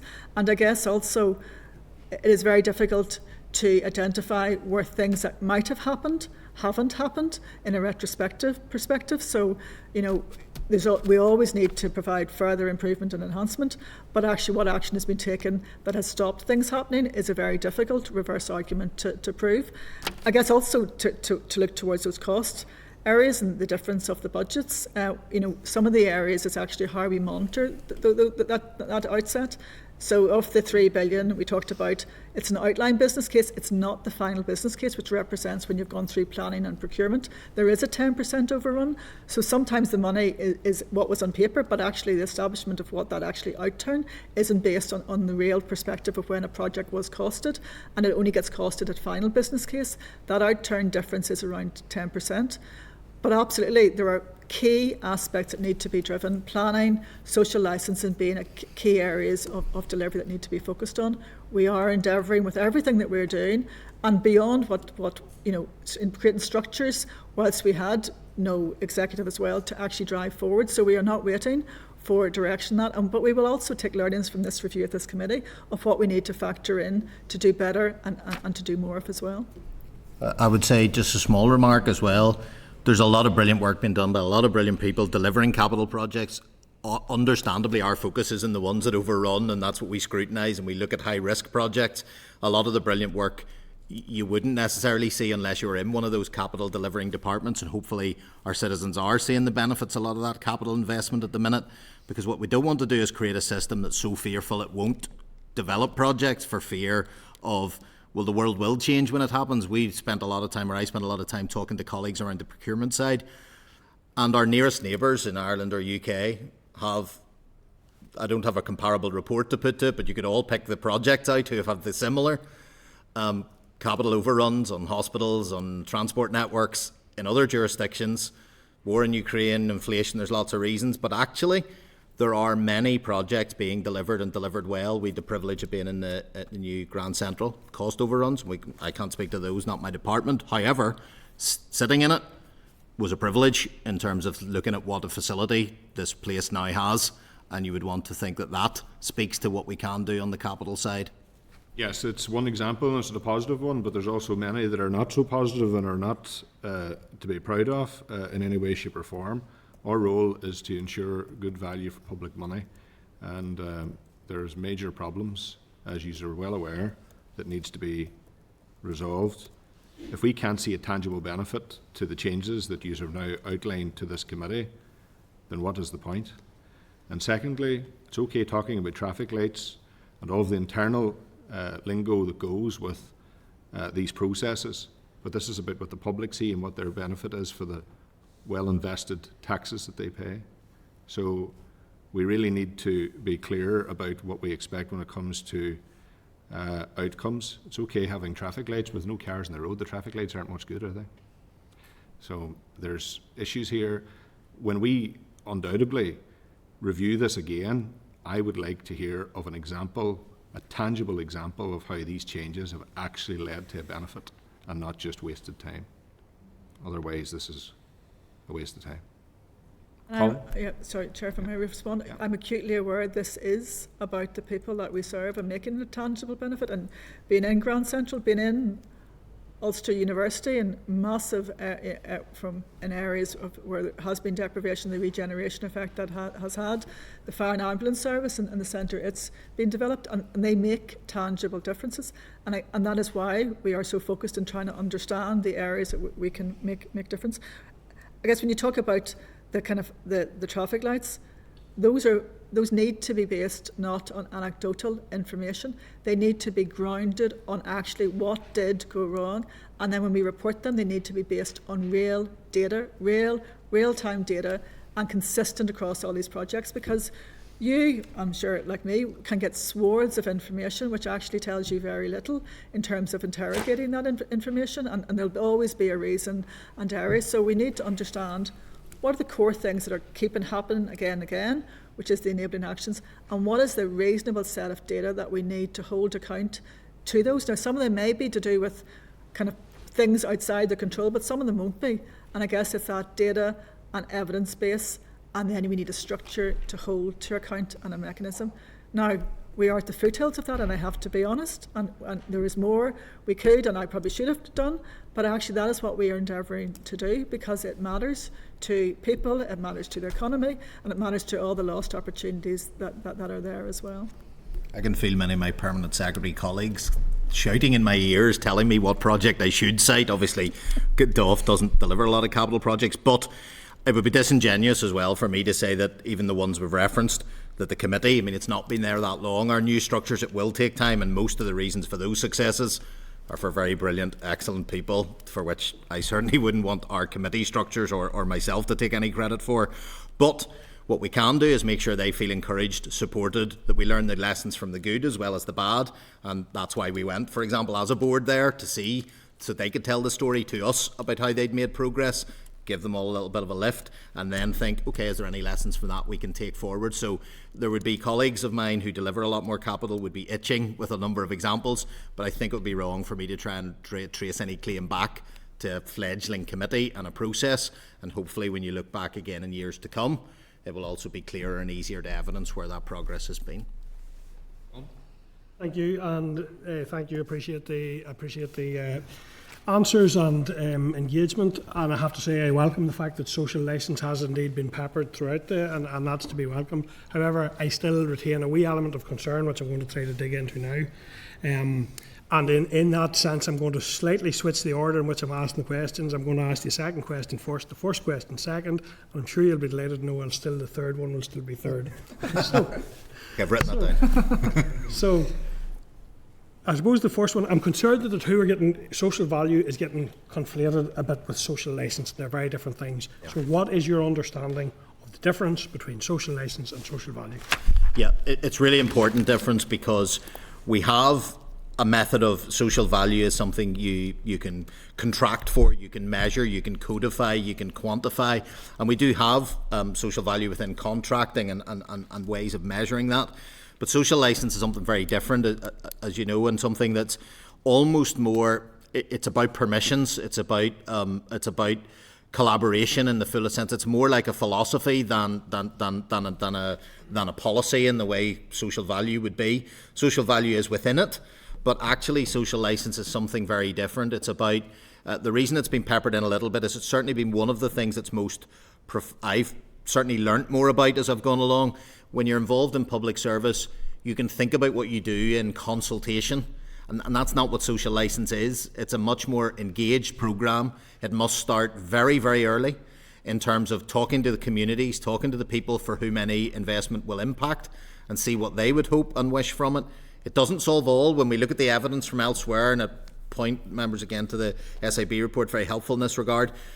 So impacted by it was I brought Brett and his team along to my own departmental board to take us through the whole concept and help teach, many of myself and my colleagues more about it.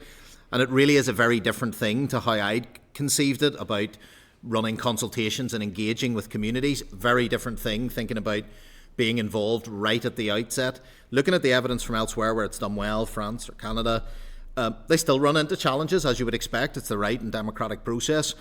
But you do have a very a smoother journey, and it's something that it'll take a long time for us to see the real benefit. But one of the big changes we've made is to put into the new PPN 21 coming, which will come into effect with the new Procurement Act at the end of February. That makes a requirement of a social licence stream within any major capital project. So that's requiring that to be done. But we've quite a lot of learning on it. To be frank, we have to learn from those areas that have done it well and better than us. And we also have to develop training in terms of who will run that type of social engagement. So, for example, they've institutes that do that in France. So we're at the foothills of getting it right, but it is. I'm glad you gave me the opportunity to speak on it, because it is a very different thing to a social value contract. So, and I suppose the importance of it is on the A5, for example, social licence has been established by default almost, rather than design, and that the difference between design and default is delay, and all of what has unfolded. Within the SIB's own, how do we do it? How do we do social value? Social value is 1 point, there's 4 bullets. Social value is 1 point out of 5 in the first bullet. So it's really 1/5 of 25%. So social value is hugely important, but a very small part of it. It's a much, much bigger thing. And I would be keen to ensure that accounting officers and anyone responsible through that chain understands that I'm concerned that people who think if we can demonstrate social value, that will do us for social licence. It's only a tiny part of it.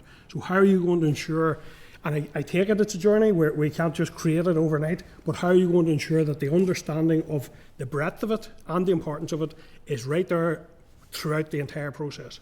Well, a couple of ways that we'll do that. One, and I'm sure this committee will make recommendations in that regard, which is always helpful, things that we can tie back to and say it's also a requirement of the committee. We've put it into the PPN, the new, which is coming shortly. But also we're already looking at how will we train our SROs, how will we train our teams to be able to develop better on it, what external expertise will we need to help us. We'll be looking at bringing people over in terms of coaching and training. But it's also a training for the community groups and for others who would have to engage with us in a different way as well. So it'll be I'm not underestimating the significance, and probably the best way, although I'm speculating a little, the likelihood is being able to anchor that into some of our projects that are really in the conceptual stages at this point in time. And we do look at some areas where it's been done well, but maybe not under that badge. So there is good practice, even locally. But I think we have to see it as a journey of change, not just in learning for us as a service administering social licence, but for those who will be impacted by it, so that the citizens, community groups feel that they're being treated and engaged with in a different way. And I think that's quite a body of learning. And we have a enabling action around that, and we'll be developing our plan, which we're obviously happy to share around that. Well, just let me say this then by way of a comment. I think the way it's presented within this PPN is slightly problematic in that we set out social value, then we mentioned the new name the new name for that social value. Right at the end of that, we mentioned social licence, and it's in brackets. And presentationally, that to me almost immediately downgrades it as something that's within social value rather than vice versa. So I think there's a need to bring it up even just presentationally, so it's higher on the radar in a sense. That's very helpful, thank you. So I think that's something that we need to ensure, because I think it could continue to get conflated to a point where we find out 5 years' time it hasn't been fully ingrained. So it's important in that sense. The final thing is then, you've said there's some examples of good practice. I'm delighted you said that, because that is number 3 question is, could you give us some examples where you have seen, mightn't have been called social licence, but where that type of effective approach has led to a good outcome in delivering a project? There are a few, and obviously I'm not as close to them as the departments that would be in charge of them, but for example, thinking through the journey that, because I worked there for part of it in Ulster University, is a very good example of the engagement with local communities there to think about what regeneration efforts that could bring. But why I pick that out as a story is it shows you that with a social licence journey, it continues after the project is developed too. So even today, looking at road networks and looking at safety, there's still a lot of issues continuing to engage. So it's not something you do just to get your project done. It's to build a relationship between that capital project and that area. And I think that's one good example where those networks continue, the engagement with local business owners and local residents continues. Again, not without its challenges, but a hugely important regeneration project that almost built up that social licence as it went on. But why I like it as an example is the fact that it's still going on as a process, even though the project's gone. And good engagement will always be a process and not an event, and that is significant. I'd like just to come into reflection, because I think the social licence is a really good example, but of something that's kind of more fundamental. And I think we're in the Senate chamber, and I was in here before, and the young people leaving, when we were developing the engagement developing the Advances Women and Girls framework. And I think that nature of the consultation period is actually not what we should be moving to. It should be at the beginning and the co-design. And I think there's an element of, if you look through from a social licence, it could almost be transactional, because you want to get this done, and this is, you have to engage with kind of community. But actually that's fundamentally not. You will get a richer, broader proposition. And we talked here about breaking down silos and accountability in the civil service. That's also about how we work ingrained, with the people closer to the ground. We're kind of been engaged in the storm response and all the groups. And it's the people, the community voluntary sector, who know the sectors and everything else. And I think it's a much more fundamental aspect as we go towards, kind of policies, programme for government, isn't it, is actually being there and having those voices at the earliest stage, because it gives a better policy development, as well as there is outworkings for not doing that as well. One of the biggest cultural changes is that willingness to engage so early that maybe the idea is not fully formed or baked, and that's culturally very different to what you're used to doing, which is design what you're going to do and then take it out and consult on it. Whereas if you're saying, I think we need to resolve a transport solution here, but we're not exactly sure what it might look like yet, that takes a different level of sort of bravery and openness about your ideas that the final product mightn't look anything like that.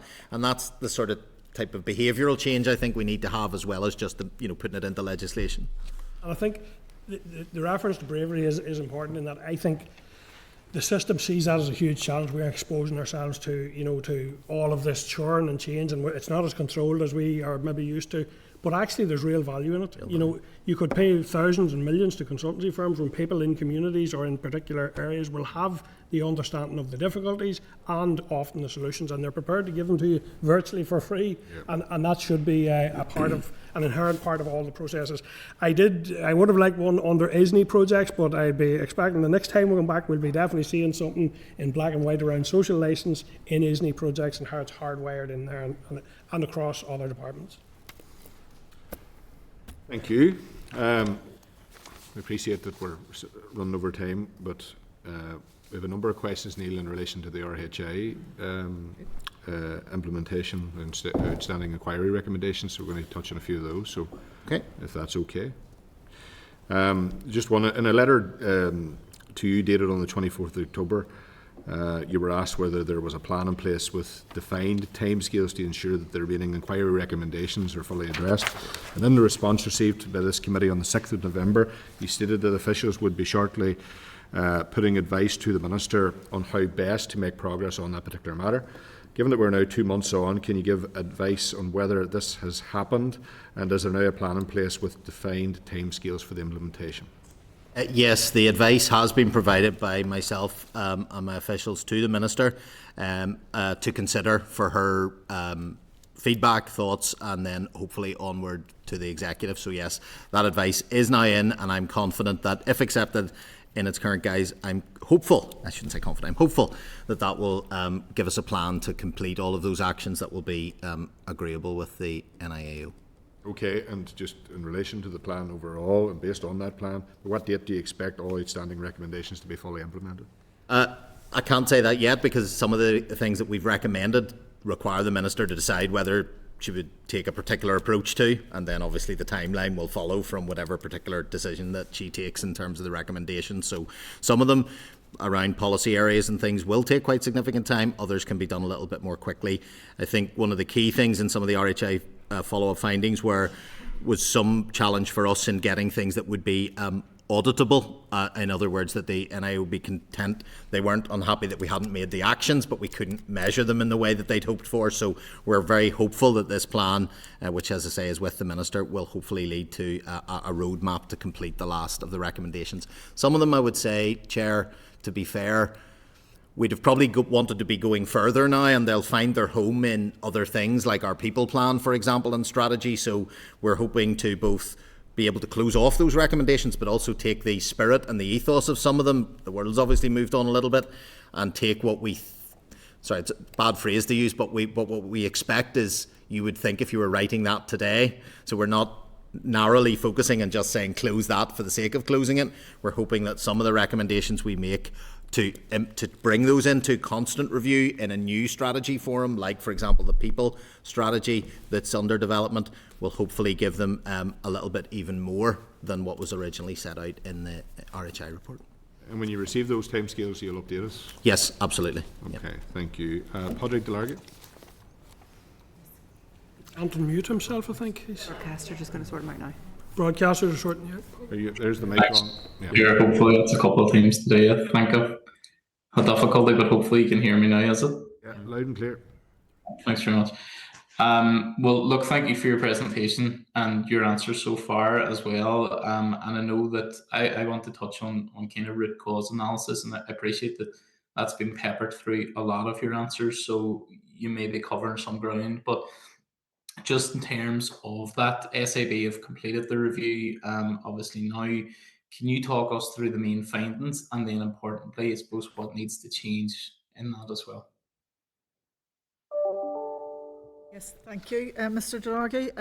In the findings from the root cause analysis, they identified a number of the key areas. We were under people, our processes, and then in terms of policy.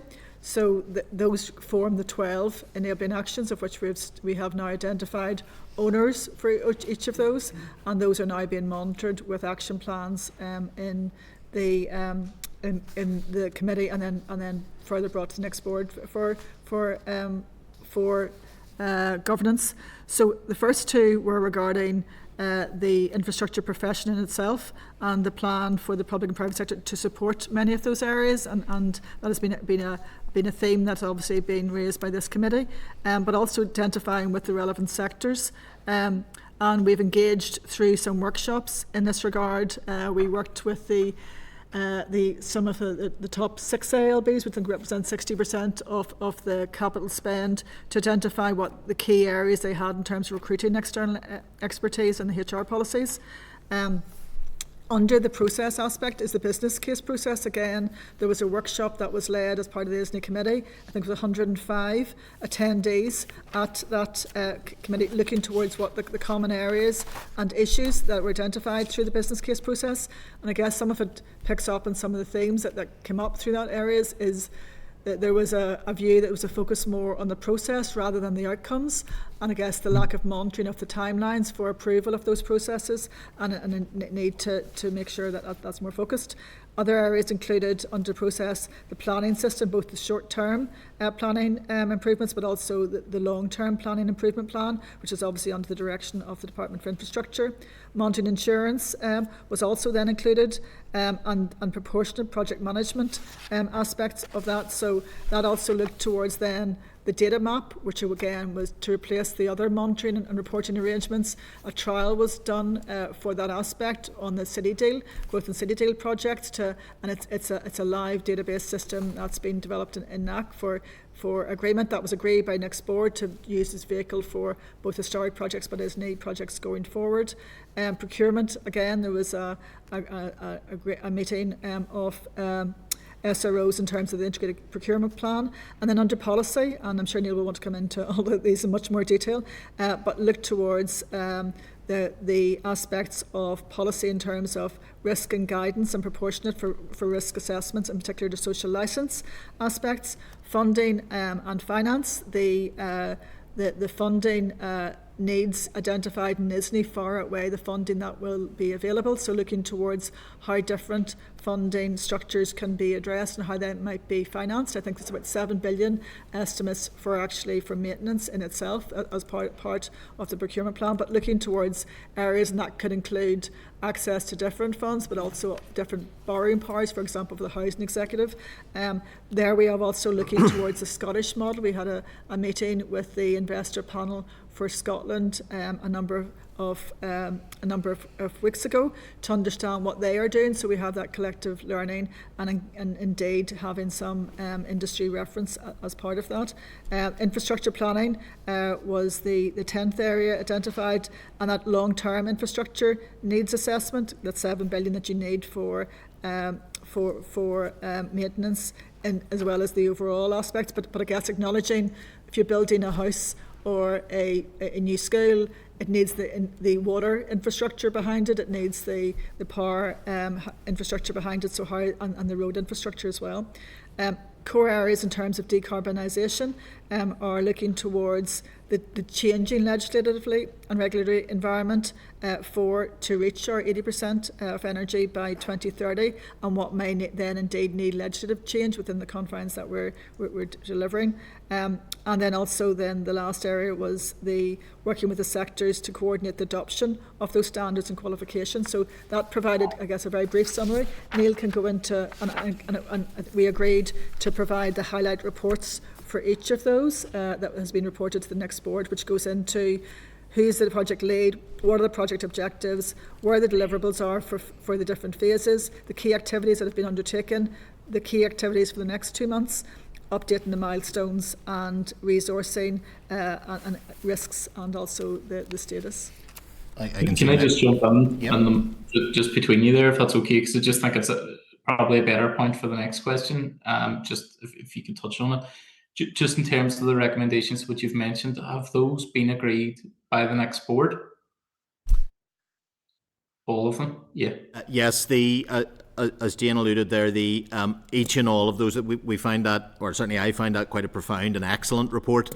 All of the recommendations of that have been brought together with the recommendations from the NIAO reports and others into those enabling actions. So I would certainly encourage the committee to take a look at those recommendations and read that across to our enabling actions and highlight reports and check that you feel. But certainly I would be confident that the enabling actions cover all of those recommendations from that. And as I mentioned, it hasn't only been my department.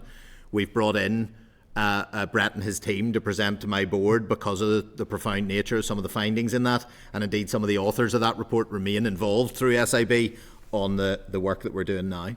And we have a mapping, sorry. No, go ahead. Sorry. And also we can provide the mapping that was provided to each of those enabling actions. For example, the one on the procurement process, there was 24 legacy recommendations which came out of the PAC, CBI. So there is a corollary between how all those are being delivered. So to give you, I guess, that assurance, and indeed for your scrutiny to see whether you feel that they will be addressing those areas that were identified. That's very useful. And just I'd be, I suppose, keen to get your assessment of whether you consider them to be robust, but also whether you consider them to be achievable. All those outcomes and actions. Yeah, to the first point, yes, very much so. I think there were well evidenced, good research in there, so I think it would be hard to disagree with them. As to whether they'll be achieved, I mean, that's certainly the intention, but some of them are incredibly difficult, and if we look around the world, people are wrestling with the same challenges. You know, they talk about skills, and there's a finite supply of that skill set around the world. It's in high competition. We're a very small place. We have to train our own. We have to develop. So there are, I wouldn't underplay just how challenging it is anywhere in the world, never mind locally, to deliver capital projects effectively and efficiently. So I would be confident that we've put a framework in place to give us the best chance of doing it, but I wouldn't underestimate the challenge. There's, as we've discussed at this committee, it is a very difficult thing to do, to deliver modern, flexible infrastructure to budget. And also just to reference that some of these in the policy domain, policy is obviously not for officials, it's to provide advice, but some of them would require new legislation potentially to be adopted. I think the ability to deliver on our net zero commitments and our energy targets will be very challenging if we are continuing with the same structures because of the complexity of the propositions and complexity of the challenges. So insofar as identifying the issue, I think that I am assured that we have identified the key areas, but actually the areas that we can bring effect to that are still within the kind of the confines of the global situation, but also the kind of the position that ministers have. Yeah, no, I appreciate that. And obviously some of them are more complex than others. I think it'd be really useful to get that breakdown of your assessment of which ones are achievable and which ones aren't, or not that they're not, but will be, I suppose, more difficult to achieve. Because obviously there needs to be a strategy put in place then in terms of short, medium and long-term goals to assist you in achieving those, and also what blockages, and I appreciate there are some similarities and some that are run across the board, but there are some which are going to be novel to each project and to each situation. So I think just in terms of our knowledge, it would be really useful to get that information so that we can see, I mean, obviously we had worked, Philip and I from our party had worked on the HOCs around green energy and climate change, and it's so cross-cutting that really it's going to be very difficult to try and, I suppose, balance all that, measure all that. So I know you've touched on that one in particular, but I think if we were able to get in at the early stage now and actually identify where the potential pitfalls are, then we might be more likely to actually achieve that by putting those short-term strategies in place to build towards that. So I agree with you on that point, certainly. Just the last point for me on this, because I'm conscious just of time moving on as well.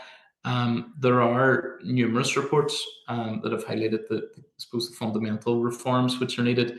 In terms of those root causes that you've identified and that we've talked about here today, what are the short-term measures which you can put in place to address those?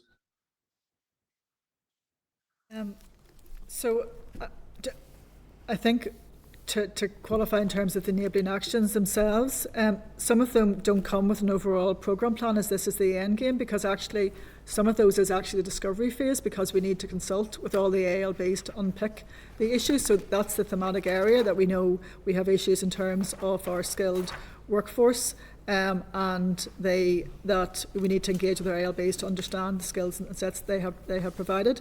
I think there's real areas, particularly in the fact that we had such a large representation in the business planning perspective, that there's a clear areas that we need to address in terms of that not progressing and not working. I know there has been short-term responses which will be reflected in the accounting officer provisions. So Neil, I don't know whether you have any. Yeah, I think to that, as I said, we'll send on the highlight report from the board just passed this week, and that'll set out some of the update on milestones, which will reflect some of the things that we can be done relatively or are scheduled to come in the short term.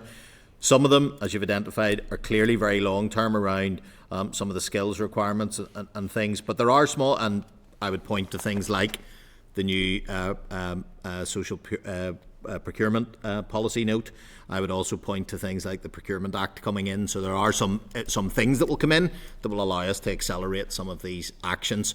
I think for me, probably the most interesting of all will be the work stream on new reporting, which I think will probably be the most valuable in terms of early insights. We've obviously done a lot of work around the skills piece, and I mean, I have a motion coming to the floor next week around skills, but I think sometimes the failure that we all collectively have in this is that we look at a big ticket issue like that and we go, oh, we're not sure how to solve it. But it's not. It's the failure to break it into smaller steps, which I appreciate you're doing, and that you are looking at those short, medium term and longer term actions. Because I mean, if we're to look at even the likes of skills, I mean, there's careers advice has to come before that, but before careers advice has to come a review of the sixth form funding model, because schools are, there's a financial imperative on schools to retain students. So you're not going to be able to challenge the career service until you change that funding model, and you're not going to be able to challenge the skills deficit until you change the career service model. So there are a number of steps in all these things, and I think the more information that you could provide on that, I appreciate you've brought it forward this week. I think that's really useful in helping us to be supportive of your role, and actually to look going forward at what we can do to have those smaller strategies which feed into a broader strategy. I think that's the key here, and I appreciate you're already working on that. So that's all for me. Thanks very much. Maybe I think I give one example of those smaller aspects where you can show, because sometimes it can be just perhaps look overwhelming or too complicated. But Department for Infrastructure, in terms of needing its technical, its infrastructure staff have implemented. It's a third of the type we've done within the civil service. There is skills academies which DFE delivered for FDIs coming to Northern Ireland, where we know we've got really talented individuals but don't have the skills match for what's needed, so they reskilled them into areas like data science and software. DFI are running academy based on the infrastructure skill sets, and that's acknowledging that we have talent, but perhaps not the skills. So running through that, and that's with Belfast Met. And I think those are the models that we can, we developed it in the service. We delivered it really well externally. It's been part of our success in the economy, but actually how we think differently about doing those. And I think those are, I guess, the collective ways of getting all those SRRs together, how you can actually scale that into different areas and regions too. Okay, Peter. Yeah, you've been silenced before you went silent. So, that's fine. Thank you, David. Okay. Just back to RHI. Just look at the documentation and around that, and the Department of Finance nominated as the board to support the executive subcommittee and oversee that. But given the fact that the information management was highlighted in the inquiry report as significant failing, it would not be reasonable to expect that there was a readily available file of evidence held by the Department of Finance to support its own assessment. Yeah, I mean, I take responsibility for that in the sense that we have, it's been a very difficult job, but I would say for me to try and keep my department within budget. And that's meant we've had lots of vacancies not filled, pressures that you'd be familiar across the system. So we have a very, very thin corporate services function. And because a lot of the material does sit in other departments, we have to collect it. So, for example, the policy profession work, the head of policy profession isn't in the Department of Finance. So we still had to go out to collect it from others. And I absolutely take responsibility for the fact that we don't really have the resource and the machinery to pick that up perhaps as quickly as the NIAO had hoped that we would have had. We had been providing regular updates on our RHI progress, but what obviously the follow-up correspondence revealed was some of the material that we had wasn't of the level of detail that the NIAO would have expected. So we didn't have it all to hand. We had to collect it from other departments, and it was regrettably slower than others had. But to your point, to your question, no, we didn't have auditable material all sitting there. Different, although we're the coordinating body, different areas and we would have checked in annually and collected information from them, but we didn't all have it to hand. I accept that criticism. Maybe if I sorry, Mr. Randolph. On the records management, there were 3 areas that were identified in the RHI.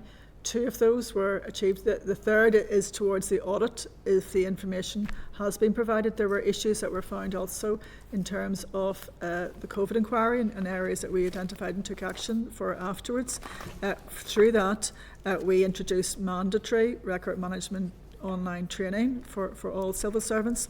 We also reconstituted the SARO, the Information Governance Board, and we had a new framework which has been rolled out within departments. I met with the Information Commissioner as well in terms of that approach and strategy. But I think in terms of my understanding of the aspects of non-delivery, the record keeping is required under the accounting officer provision, so it would be, and it is audited by departments in terms of their record management. Any internal audit will also identify those areas. The issue that we had was that thematic review across the service, and as Neil said, kind of the prioritisation of those areas you do thematic reviews on. After the RHI review, kind of as we look towards those prioritisation of reviews, raised that it was a raising a concern because we had issues there as well, and that thematic review has taken place. But I guess to give you kind of assurances that we are fully committed to having delivered it, but also to having the auditable material available to the audit office to make sure we're assured of. And I think that's some of the other gaps between the other 5 that said that weren't available. It was actually the audit of the information to be able to vouch that. Can I just clarify one thing? Has there been a re-establishment of the executive subgroup? No, there hasn't. Okay. What is the advice from yourselves to the executive then for that? I have the advice with the Minister at the minute, so it's obviously for the Minister to consider, so that's policy and development, if you will, so I can't tell you what's in that advice yet, but once she's content with that or whatever changes she wants, she will take that to the executive, and then we'll make that available, of course, to the committee. Okay, so this is the Minister that has stopped the subcommittee reform? No, we've provided advice. I have provided advice as to how to meet the recommendations that are set out as not being completed, and I've provided advice around those matters, and it'll be for the Minister to consider that advice. But I think the executive subcommittee, was prior to me taking up the post, it had fulfilled its terms of reference for the committee when the recommendations were agreed, and it was then for this committee to monitor the delivery of those recommendations.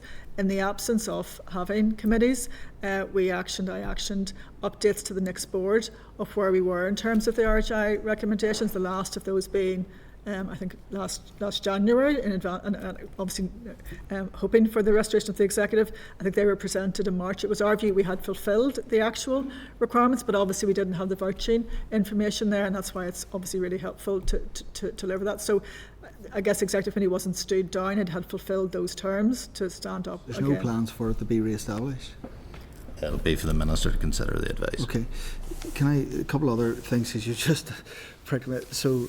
There was an allegation in the paper just pre-Christmas, and an article, and it basically said along the lines of the civil service doesn't believe it needs to do as orders direct. How do you respond to an allegation like that? Sorry, what was it? Repeat again? There was an allegation in the paper around RHI that the civil service doesn't believe that it needs to do as auditors direct. How would you respond to that? I would say that's untrue. Right, okay, no problem. And then finally, can you confirm that you're committed to the full implementation of recommendation 4 of the report, of the NIO report, which proposes measures placed in the Department of Finance to ensure that appropriate documentation and records are published and are held centrally by DOF and are made available timely whenever we want to inspect? Again, advice with Minister, but certainly in terms of the overarching comment about record keeping remains important. As Jane has said, we've reconstituted the CSIRO Forum. They're bringing an annual report. We're looking at changing our content management systems for record keeping. It's actually a really challenging question now globally about what you consider. Obviously, technology allows you to record a lot more now, but the question is all of that? We're adding about 1 million records a month to the content manager system, which is becoming almost impossible to navigate when you try to find records then. So it's not obvious that just recording all in every conversation will actually be the right outcome that we're looking for in terms of better clarity of record keeping. So there's a review going on at the minute of all our record keeping policies to make sure they're up to date and as best practice as they can be, and that's coming to our next board in, I think it's May, but it might be the month after. There is a commitment to have that information available when the auditor wants that information. Yeah, obviously there's a resource commitment for us to do that, and we've limited resources, so we do our very best to make sure we have everything as quickly. My contention would be we'll hopefully have it as quick as it's required, but whether it takes us a little bit longer to collect some of that is less, to me, isn't as pressing as making sure we actually have it and get it. And I'd also just reference as technology progresses, so since the RHI and those areas we've rolled out Microsoft Office 365 to everyone, to 28,000 across the service. There's a mechanism where we have looked back to you make sure you should comply and you have to do things. Technology should take that away. It should not allow you. It should remove the ability not to do the right thing, and that information should be there. That the things we talked about, that data map, that actually it's built into the system, so it should be queryable, as opposed to sending lists of assurances to assure me that you've done this and this and this. The technology should allow to the guardrails that actually nothing else can be provided on the mobile devices that we have. That's in a lockdown environment where everything is captured and retained. At the moment we have timeline rules where you have to put things in systems. That should remove that, because actually we need to drive better transformations in terms of productivity across the service, and we need to embrace technology in a way that helps us deliver that productivity, but also stops us in optimizing in terms of that function of government. So I guess that's part of the CSIRO Forum, is actually how do we look back to do that, but as Neil said, what are the big opportunities going forward that we can actually provide better assurances, but also that you can come in and query that using technology as opposed to sending people out. Thank you. Thank you. Thank you. CNAG, have you any comments? No? Okay. Sure? Okay. Thank you both for being with us and taking questions for quite a prolonged period of time. Even on the RHA questions, we've got information today that really could have been provided or furnished to us in written form, and had it have been so, we wouldn't have asked some of those questions today or had to raise them. So I think really the lesson here is if we ask questions and we need answers, then we should receive that information as requested and in a timely fashion. Not wait for 3 months in some instances for information and not have questions left unanswered, which we're left then to follow up, which is taking up your time as well as ours. But that said, I do appreciate you've been with us, for taking questions, for answering to the best of your ability, and if we do require any further information, I'd be very appreciative if you would commit to providing us with those answers as quickly as possible and as in much detail as is possible. But thank you both for being with us, and it is appreciated. Thank you. Thank you all. Thank you. Thank you. Thanks also to Stuart and Julie from the Treasury Officer of Accounts, and of course to Darina, our Controller and Auditor General, and the staff from the Non-Armed Audit Office for their assistance, and our guests in the gallery are also very welcome as well. So thank you. Members, we'll now move to closed session. dragged on, but there's been a lot today. I wanted to give the Youth Assembly a bit of time. So, okay. All right. Okay. So we're back in open session, and members. We've had a very interesting session today, and there'll be a number of recommendations forthcoming as a result of that evidence and others. So thanks very much for your questions to our witnesses. Members, under agenda item 7, we have at page 3 of the table pack is a draft letter to statutory committee chairs following the session on primacy at last week's meeting. Are you content to approve and issue this letter along with the guidance provided by Frank Geddes at the meeting? Okay. And agenda item 8 corresponds at pages 108 of the pack as a letter sent to the Northern Ireland Audit Office and copied to the chair from Save Our Acute Services. Members, are you content to note that correspondence? Okay. And that leaves us any other business, members? No. Chair, just to record a few agreements, the committee did agree the forward work programme in closed session, so that just needs to be noted. And did the committee want to talk any more about an action on an agreed letter in open session, just so that that can go in the minute as well? Okay, so I think there's been a number of suggestions in terms of follow-up from today's session. So, Kirsten, are you clear on what the letter is? Do you want to outline it to the... Yes, so... Chair, it might just be useful to bring a draft letter back for members to sign off on next week. Yeah. And that way, as has been pointed out, all members can see it, all members are clear on what's happening. And that just might be the easiest thing to do. Okay, members content? Thank you. Thank you. Any other business? Okay, goes without saying, thanks very much again to Dorena and the team for assisting us with this very important inquiry. Today's evidence session was of great interest and equally in measure great frustration. And I appreciate members for sticking with it today. I also want to thank Peter for being with us as our clerk today and stepping in for Lucia, and also Kirsten and Barbara for looking after us, and Marie. So thanks very much for that. So with that said, members, can I advise the next meeting is on Thursday, the 6th of February 2025 at 2 o'clock in the Senate chamber. And as agreed, there'll be no meeting on the 13th of February, and we'll reconvene the week following. So with that said, the meeting is now adjourned. Okay.